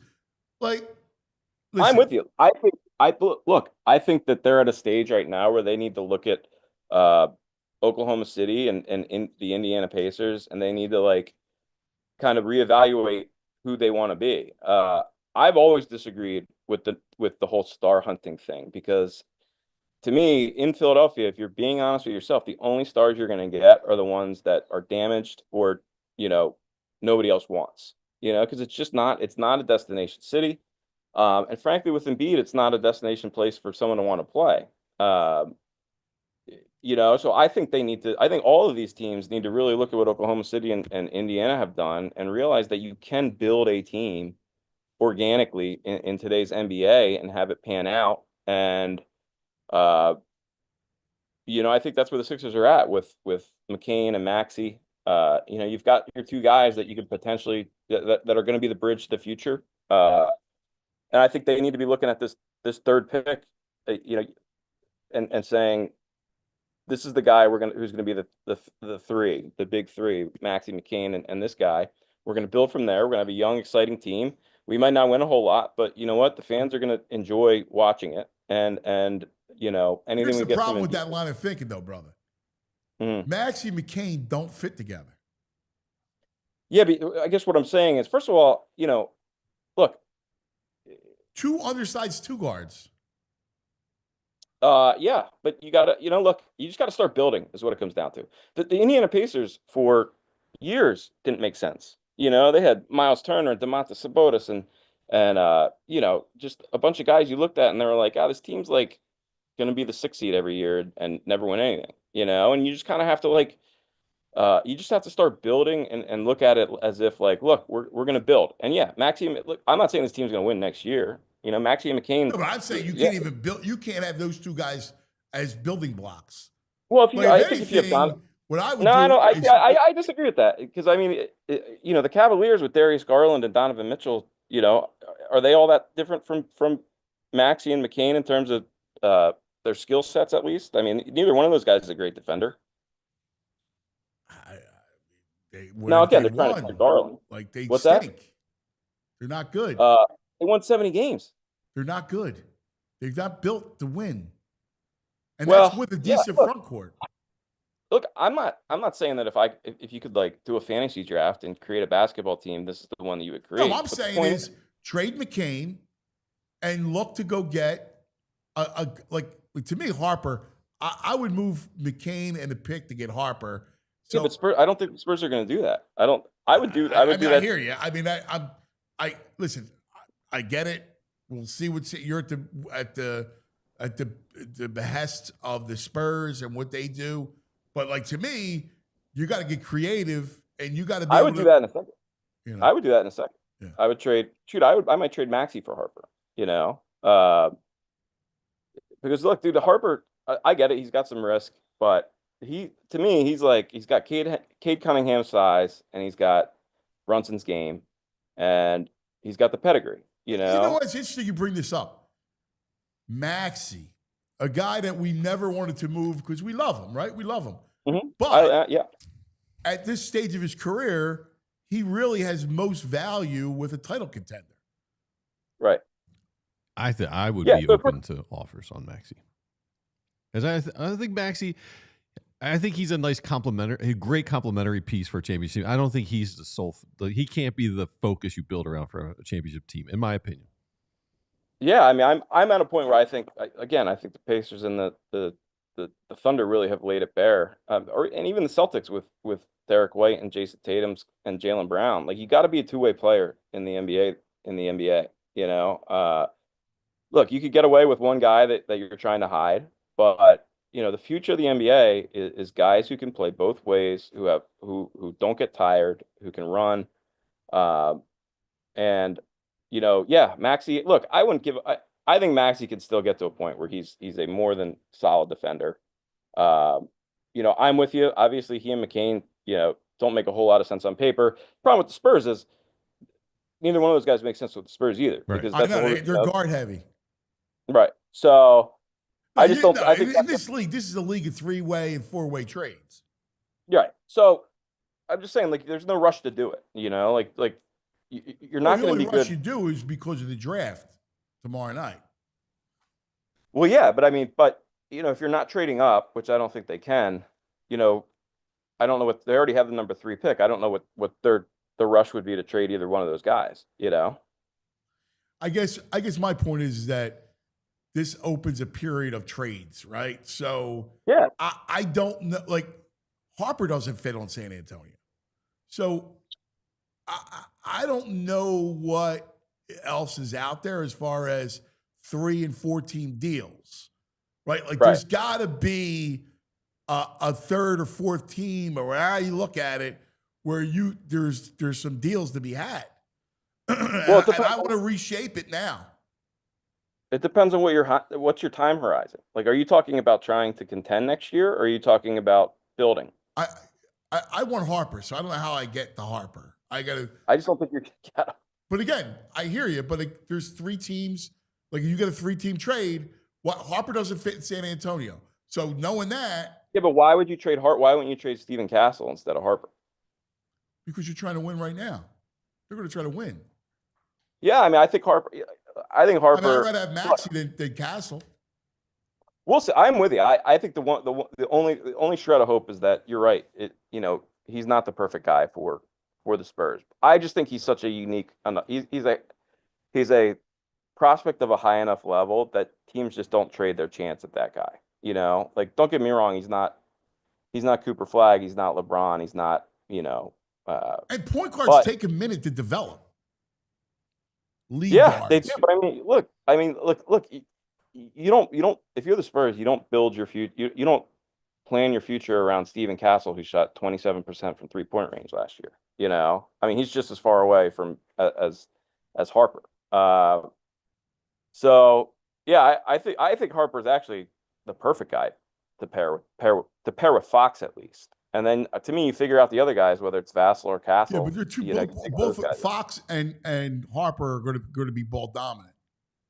Sure, but Harper's 6'6" and 6'5", Right. 6'6", and can play defense and is big. And look, you can have we've seen it. I don't know about you, but to me, I hate to say this, but if I'm the Spurs, I'm calling for Maxey because Maxey would be nice to play with Fox. No, I don't think you can.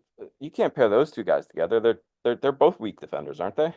Yeah, but I got news for you. With Wemby as your rim protector, and Maxey's at least willing. Fair. Yeah. Look, I would do that. Look, that is. I'm sure that 90% of the Sixers fan base would disagree, but that would be my take. I would. If the Spurs called up and said Maxey, I just don't know what you get. I'm with you.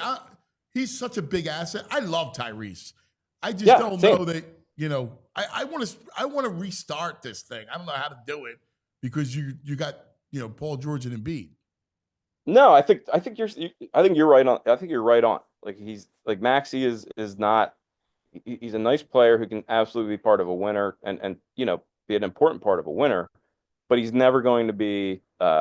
We just haven't seen him be that guy who's going to get the SGA buckets. He's not going to be your number one. He's not going to be your number one option. He's going to be. What's a good comp for him? I don't know. I would have to think of a good comp for him. But that's the whole point. I think he's got more value. OT. We are in OT, by the way, overtime. Yeah, I think he's got more value elsewhere. I think I think I'm with you. I think that rebuilding it. Put it this way: if they can rebuild it around Harper, I would do that in a second. Yeah, I'm with you. Well, Murph, always a pleasure. How's the baby? He's doing great. He's a little fussy yesterday, but he's talking and not talking, but he's blabbering. He loves the Eagles chant. That's like my new way to get him to stop crying. Oh, yeah? Oh, nice. Oh, that's awesome. Yeah. Yeah. I mean, well, I guess it's probably shows you the mentality of Eagles fans too. If the baby loves it, he's just like he just loves. Hey, just like you're raising him right. Good man. Yeah. Buddy. No, he's doing good. It's all good. It's a little hot today, but we'll make it through. My brother, we love you. Good stuff. We'll be reading. I love the Shive Park shirt, VG. Oh, thanks, man. It's great. Yeah, Shive Sports guys. Aunt used to go there growing up. Ain't that old, brother? I'm a vet baby. I wasn't a shy baby. I was a vet baby. We love you, brother. Thanks, Murph. Appreciate it, pal. All right. See ya. See you, man. David Murphy. I got Little League tonight. Oh, was this an important game? Yeah. It was still on the road to Williamsport? Yeah. All right. Yeah. What time? Where at? 6 o'clock, Deptford. All right. Cooling off a little bit. It's still going to be like 90. It's blazing, man. It's blazing. We're going to be hot. I think I might have something to make you feel a little better. What do you got? It just came through this morning. Nolan Smith was on Good Morning Football. So we might have a clip. I don't know what he's saying, but I'm imagining Good Morning Football it should be clean. So he's all like a little clip they're sharing. I'm in. Yeah. Like it. I love it. I love Nolan. Yeah. Apparently the word of the day on Good Morning Football was bird or birds. Really? Big Eagles heavy, I think, today. Yeah. Yeah, I'm with you. I love it. Yeah, I love that. By the way, Uncle Frank, salt and pepper, baked potato, and a cowboy ribeye. He's right. That's why you don't dress up the baked potato. You got to throw some butter on the baked potato. You got the steak. You The need some- steak you with the need- red with you got to go the butter. cowboy ribeye with the potato is awesome. It underwhelms me. Did you see Baldy? Speaking of steaks, yesterday with the tomahawks. No. Oh man, let me pull this video up. Let me grab it. Oh, he had the tomahawks. Oh, he was at the Kelsey golf outing. They had a woman with the grill and the smoker, and I forget what her chef name was. Baldy was calling her chef something. Yeah, tomahawks galore. Giant, like a rack of tomahawks. Oh my God. Baldy losing his mind. Oh my God. I could go Baldy for was a all tomahawk over. right now. I saw Baldy teeing off yesterday. All kinds of video. Here's the video, Baldy. This is tomahawk heaven right here. Look at these babies. Look at that meat. Like for a carnivore, like you just start salivating right there. That's why they call me the beef chief. The beef chief. I mean, it can't get any better than that. Like I want a smoker and I want tomahawk. Look at this tomahawk. Look at that. Yeah, we're gonna get this onto the grill here in a Thing's second. outrageous. You do what you got to do, Jess. I gotcha. Beautiful stuff. Appreciate it. Yeah, that's outrageous. Nothing better than a tomahawk. No, nothing better. I agree, man. I just want that steak juice all dripping down my face with the tomahawk steak. I love it. Mister, I thought you were a vegetarian. I'm playing along with you, man. I'm in with you, man. I mean, on this show, I eat meat. I'm a carnivore on this show. Yeah, I think deep down you want to be a carnivore. Oh, I don't. Come on, you don't like that steak? I mean, That doesn't go. You don't just go. I want that. nah, nothing about that for me. I'm just like, I don't even want to think about biting into it. I want it. I was seeing that. Get me Dude, are one. you serious? Yeah, totally. Dude, serious. give me one of those. I get the handle. Well, you just jam your teeth into it Yeah, and rip all man, it you off. know, like that. Yeah. Glass of wine. Glass of wine. Yeah. Caveman You style, need like man. a stein of beer, don't you? A glass of wine Nah, seems a little I too like- refined for just jamming your Oh, you teeth pair that with onto a a good piece of red? meat on a bone. No, Oh dude. yeah, good red in that. Dude, I Woo! want a glass of wine. I mean, I'll take a pint, but I'd rather have a glass of wine. And that. Like now, ribs I God. could get into. You like ribs, but you don't like the steak? Yeah, Steak's ribs are better more. than ribs. I like the beef rib anyway over the pork rib. Oh no, the baby back. I ribs. love a beef rib. No, like what is it, spare rib, a giant spare I rib. love a steak. No, No. To me, steak is We need a steak day here. yeah. Grill. That's what I'm saying. Yeah, nothing we'll but grill. steaks. Take it up to the roof and grill. Yeah, That's what I'm saying. yeah, steak everything. Steak Where tacos. can we get? Where can we get? I gotta have a steak connection. We gotta know somebody doing steaks. The saloon. You don't got no saloon I connections? do have a connection. Yeah, They do nice steaks out here there. They do great steaks. Yeah. Steak day Just rub that steak They- juice all over my face. with the potato, Yeah, with chives and sour cream. bacon bits. Bacon bits, yeah. Oh, bacon bits. Oh yeah. Dude, what, you're mocking a steak. Like, what normal human being mocks a steak? You're I'm not mocking a mocking the steak. steaks. You're I'm not- mocking a vegetarian. I'm steak. mocking you A guys more than vegetarian. the steak. No, you're mocking a steak. not Who mocking. would mock a steak? That kind of steak. Someone. Oh, there's a billion of us. All the people Freaks. in India who Look at that who thing. think a cow is Come on. sacred. Bro, come here. No, this guy, he eats garbage. Yeah. He'll eat anything. Yeah. He's a steaksman. Holmes, come here. He's a steaksman. Not for nothing, right? Yeah. A rib, a tomahawk steak. I look like a douche with my sunglasses on. Yeah, you do. Double strap. It's all right. You're a double strapper. He didn't know what a strapper was. Ah, come on. Dude. A A tomahawk? A We're tomahawk talking- steak. Talking steaks? I love steak. Right. Yeah. He's mocking the steak. Oh, I'm can't gonna rub mock the the steak steak. juice all over. Yeah. Ribeye, medium rare, still mooing. Yeah. Oh yeah. Dude, how That's could you, good. how could Some you steak not, tartare. How could you not love a I take the steak? plate and just let that juice. Oh, yeah. Guzzle it. Just down. turn it in. Yeah. He's mocking it. Yeah. He's mocking the steak. Yeah. Mocking That's you sad. guys. No, you're not. You're delicious. Mocking, I anyone mean, who likes I a steak. respect How the- could you I not respect like the a steak? cow. I respect love the cow. Love the cow. Happy cows make great steaks. Yeah, there's an app called Happy Cow, and it just finds you vegetarian spots all around the world. Wherever you are, go to Happy Cow. Yeah. I mean, the best steak are the cows that are massaged Yeah, and fed the good, man. good Oh, grains. don't you see the billboards? Eat more chicken. The poor cows out there. I spray hate the painting chicken. stuff. Yeah, you eat the chicken. You're I mean, eating- I love the chicken. I don't like the chicken. You're But eating, I look what mean- you're eating. Yeah, the Chicken steak, steak rules. is a creepy little thing. I don't want to deal with a chicken. Yeah, Team Dinosaur. Cow, baby.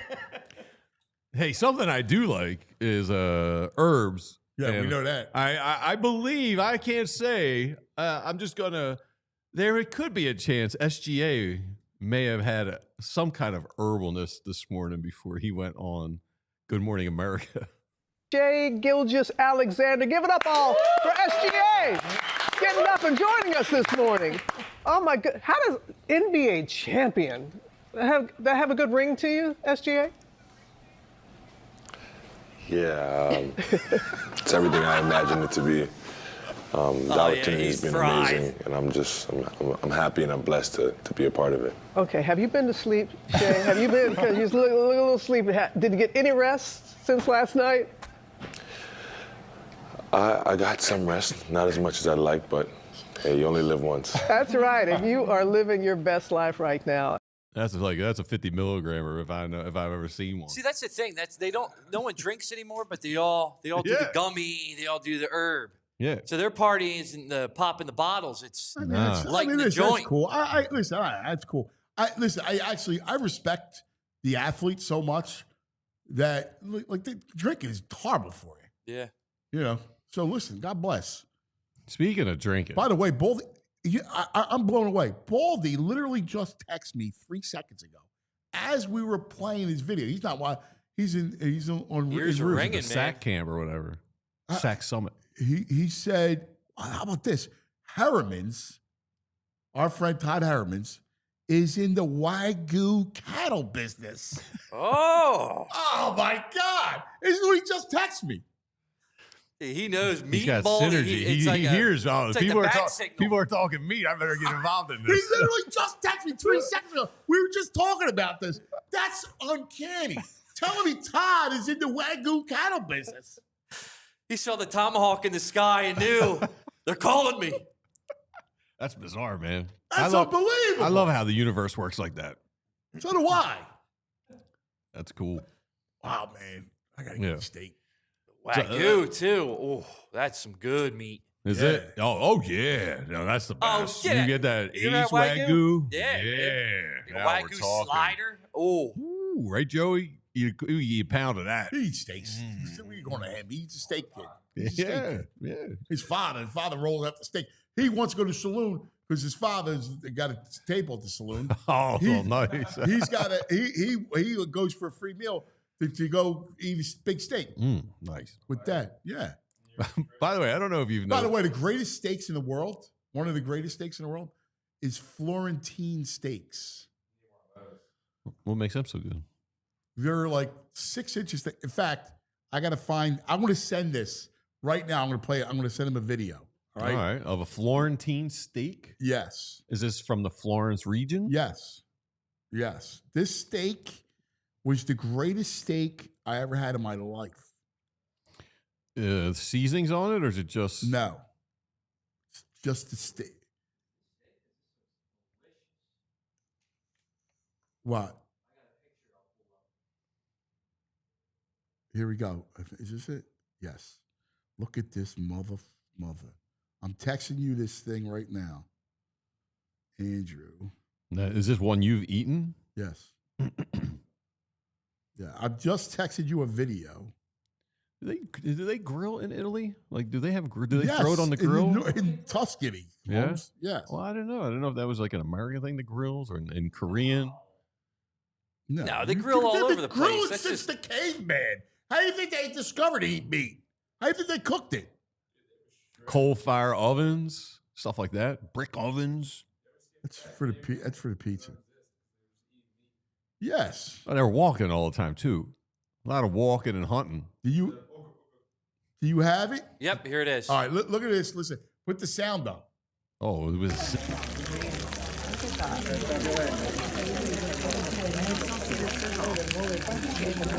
That was the greatest steak I ever had. That's delicious.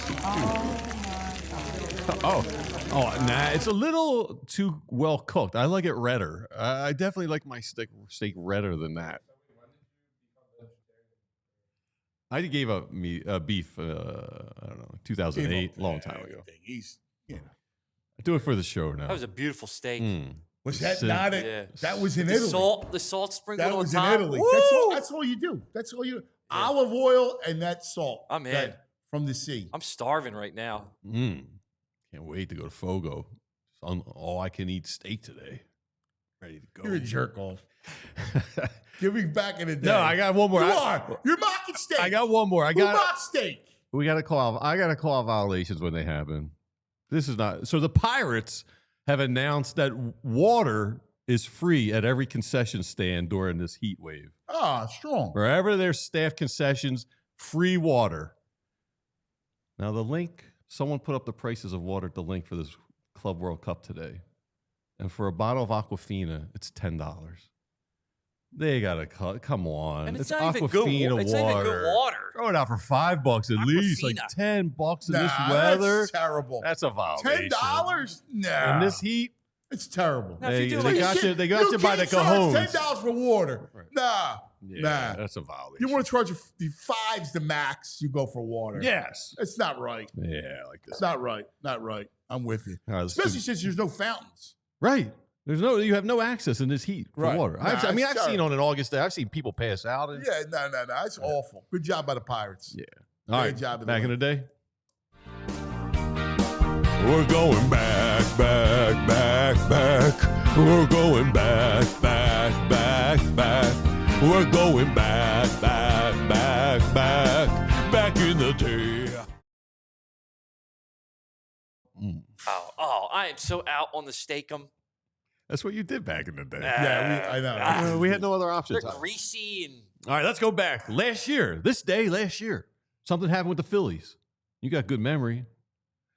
'Cause I didn't remember this. The first. Broke his bat, loops it right back to the mound. Harper will get the double play, and now they'll throw it to third for a triple play. oh, I remember this. McKinstry had no idea what was going on. All right, happened last year. First Yeah, time it's since good. I like that. 1929. I love that. Bro's trying to trigger you, but he wanted to. He's like, oh, it's the anniversary of Ben Simmons' draft. That was yesterday, but I was like, I don't want to play that. No. I can't do it. Tomorrow we'll do Ben. Nah, we'll get another one. We're forward now with the Sixer squad. Closing the book on the bad history. We're moving forward. I don't know. I'm in a bad way with them. Yeah. Oh, yeah, I'm in a bad way. I know. Bad way with them. Oh, so someone asked, just in case we have no brain picks on vacation, I do like I like the Blue Jays tonight, and I like the Dodgers run line. Blue Jays and Dodgers. Yeah. What do you got? Soccer? You got Soccer. any good Club World Cup? Yeah, let's pull it up here. Let me get it. I texted him for his bets, but he never gave them to me.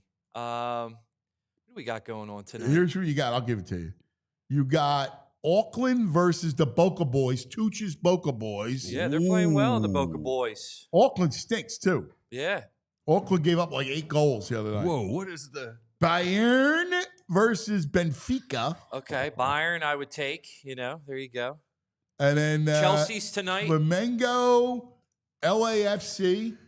Ooh. And Chelsea, and at the link, Chelsea versus S. Tunis. You actually can't even bet Boca to win in regular time, the Boca Boys. You because can't. they're minus 10,000. Wow. I can't bet it. Yeah, give me Chelsea. Give me Bayern. Give me the Boca Boys. We're all favorites. Give me. That's how he rolls, man. Well, they're probably going to win. Dude, I watched one of the greatest games ever last night. It was like... Was it the Inter Miami one? No, it was Porto versus ALLCITY. Yeah. Dude, it was 4-4. Oh, that's a good one. That's a good one. The game was unbelievable. This game, I was like riveted by it. Up and down, like fast break. It was like basketball. It was, I've never seen anything like it. Guys are like 3-on-2 breaks. Oh, I'm in on that. It was unbelievable, Yeah. dude. I was like, wow, this game's ridiculous. They could have scored 8 goals. I mean, a piece. Yeah. Well, we're going to get into the good time now when we get into the knockout phase, and that's when teams really go hard. So I like seeing the goals. It's going to be fun. I'm Piker. Yeah. All right, we got my man Nikki. Let's get Nikki up here. Oh, nice. Nikki! Oh, look at that. Nice shirt. Very cool. What's up? Rapping. Listen, just so I don't forget. It's good color. I Looks need. good on you, buddy. Thanks, man. Thanks, man. Oh, look at that. Ciao Italia? Yeah. My wife got me that for Father's Day. You know what? I need a Big Brother link to make the donation this week. I never got to do it last week. It was so busy. So speaking of busy, Thanks, brother. You guys are talking about nobody drinks anymore. Everybody does THC or gummies. I've been in Italian wine for almost 20 years now, and we picked up a Jersey-based THC product in cans. Sold 3 pallets of it in 3 weeks. It's insane. Wow. Like, it's insane. In Delaware, it's not technically illegal or legal. It's a gray area because there's no agency that regulates THC in a can. And I walk into liquor stores and they're like, yeah, we'll take 10 cases. We'll take 10 cases. It's insane. And it's Jersey based. They're from Cape May. They're Sea Isle. So it's great to support the local people. So, yeah. Have you tried speaking it? of, what's that? Have you tried it? Not really. I've had friends that tried it. And initially they're like, it doesn't taste like anything but iced tea or lemonade. And then they get back to me later and they're like, okay, never mind. That was good. It works. Would you do the THC drink? Would you try it? I have to know. It depends on the milligrams and stuff. Okay. Yeah. So, but speaking of football at the link, I was there on Sunday with Juventus. What? And that you saw that big torch in the one end zone, man. We were there. We were there for that, and they actually turned on sprinklers. That's cool. They had sprinklers under the turf. And they, took everybody off the field for safety purposes and turned the sprinklers on because people threw some flares onto the field too. But it was an experience. It was an experience. Yeah, those people are nuts. Insane.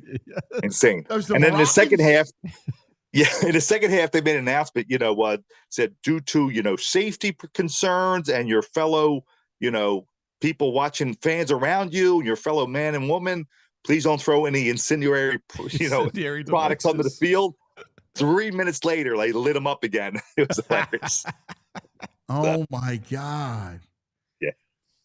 I love it. But real quick, I'll let you go. Go ahead. No, I just love it. I love their enthusiasm, and they bring a bit of craziness and instability to the games. I like it.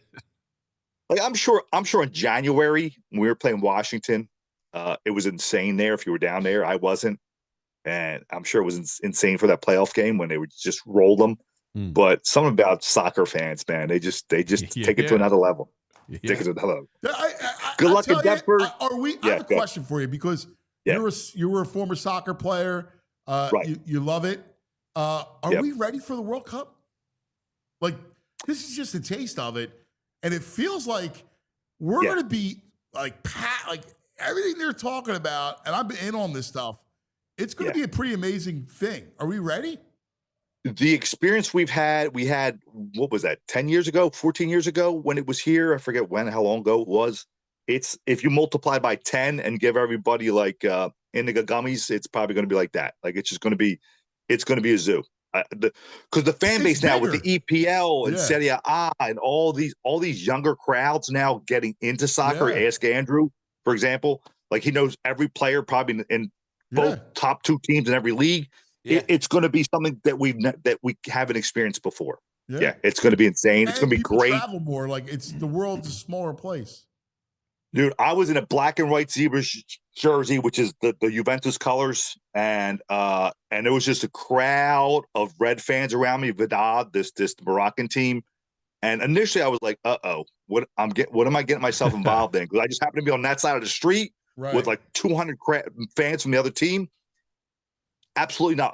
After the first 30 seconds, when I was tense for a second, it was like we're all brothers in arms. It was like, hey, hope we have a great game, but we want you to lose. It was all positive, good. man. That's good. Yeah, it's a great experience. So that's all. I'll let you guys go. I know it's running late. Let's go, little Moss, big Moss, couple of home runs in Deptford this week. Tonight. So good to be local, right, Ant? It's good to be local. Little League is a different stick than travel. Okay. So the travel bat, like he's got 3 travel bats. Bigger barrels? Can't use the them, other right? barrel, the Little League one is like, and I cheaped out on a Little League bat, right? So he's like, he was complaining. He's like, dude, I hate this bat. Yeah.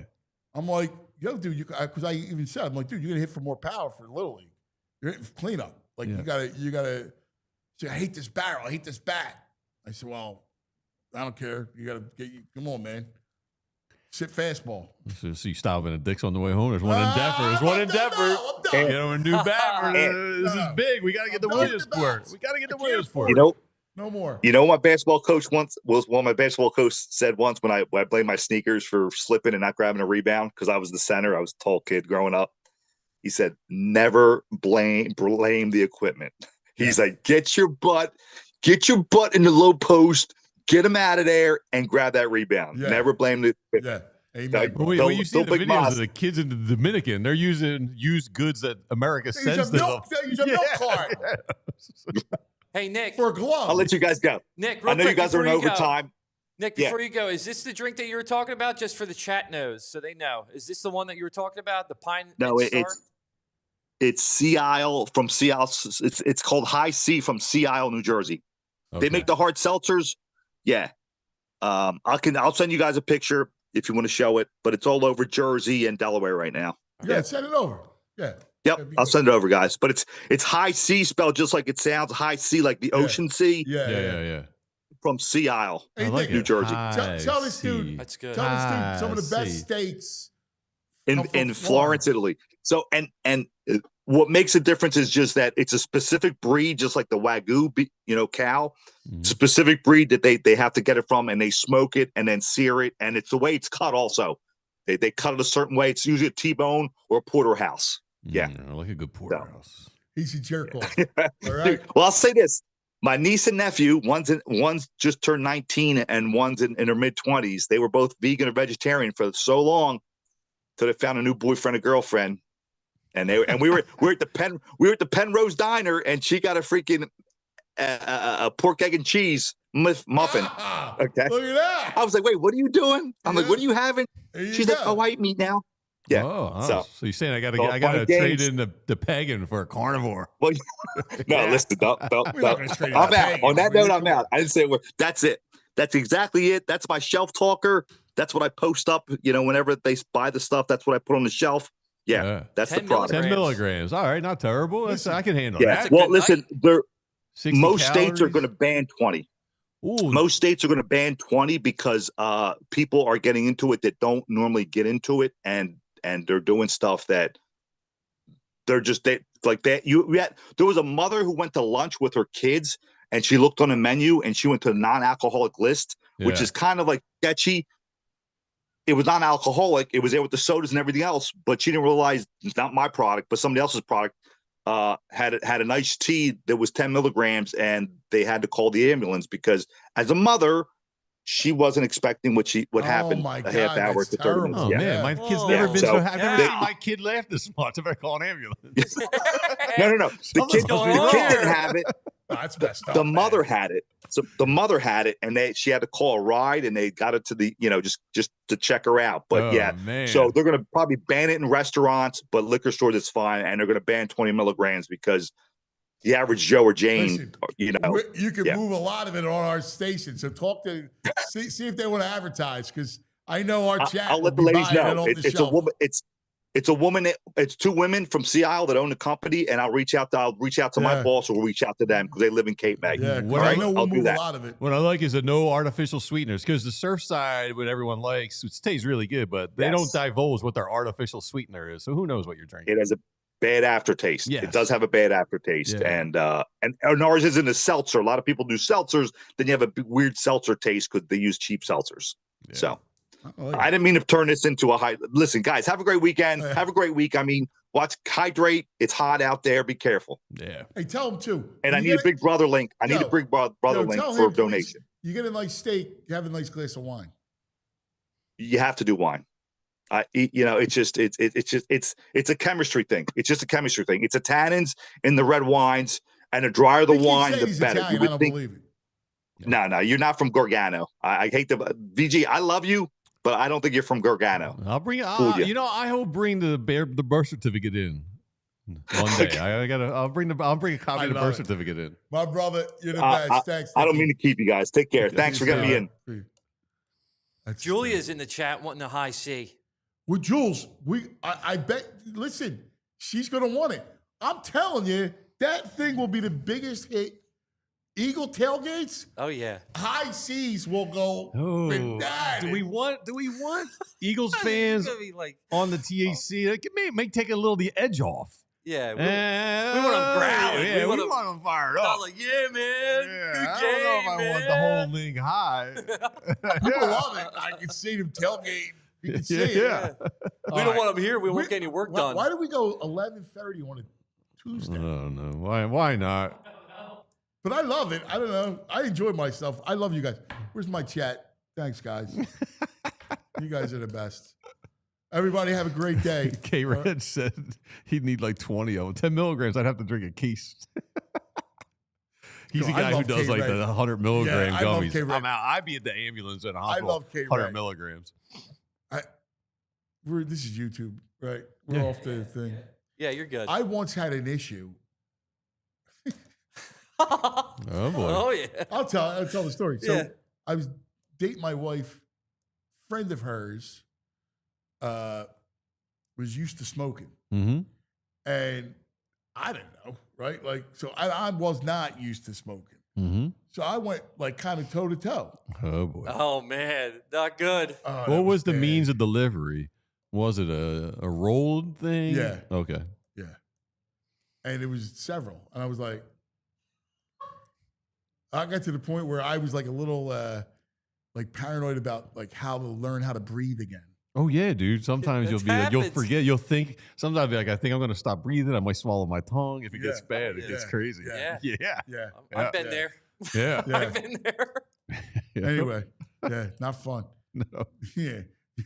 Know your weight class. Yes. Who you're fighting. Yeah. Everybody have a great day. We love you. See you tomorrow. Crazy. We all silly like the mayor.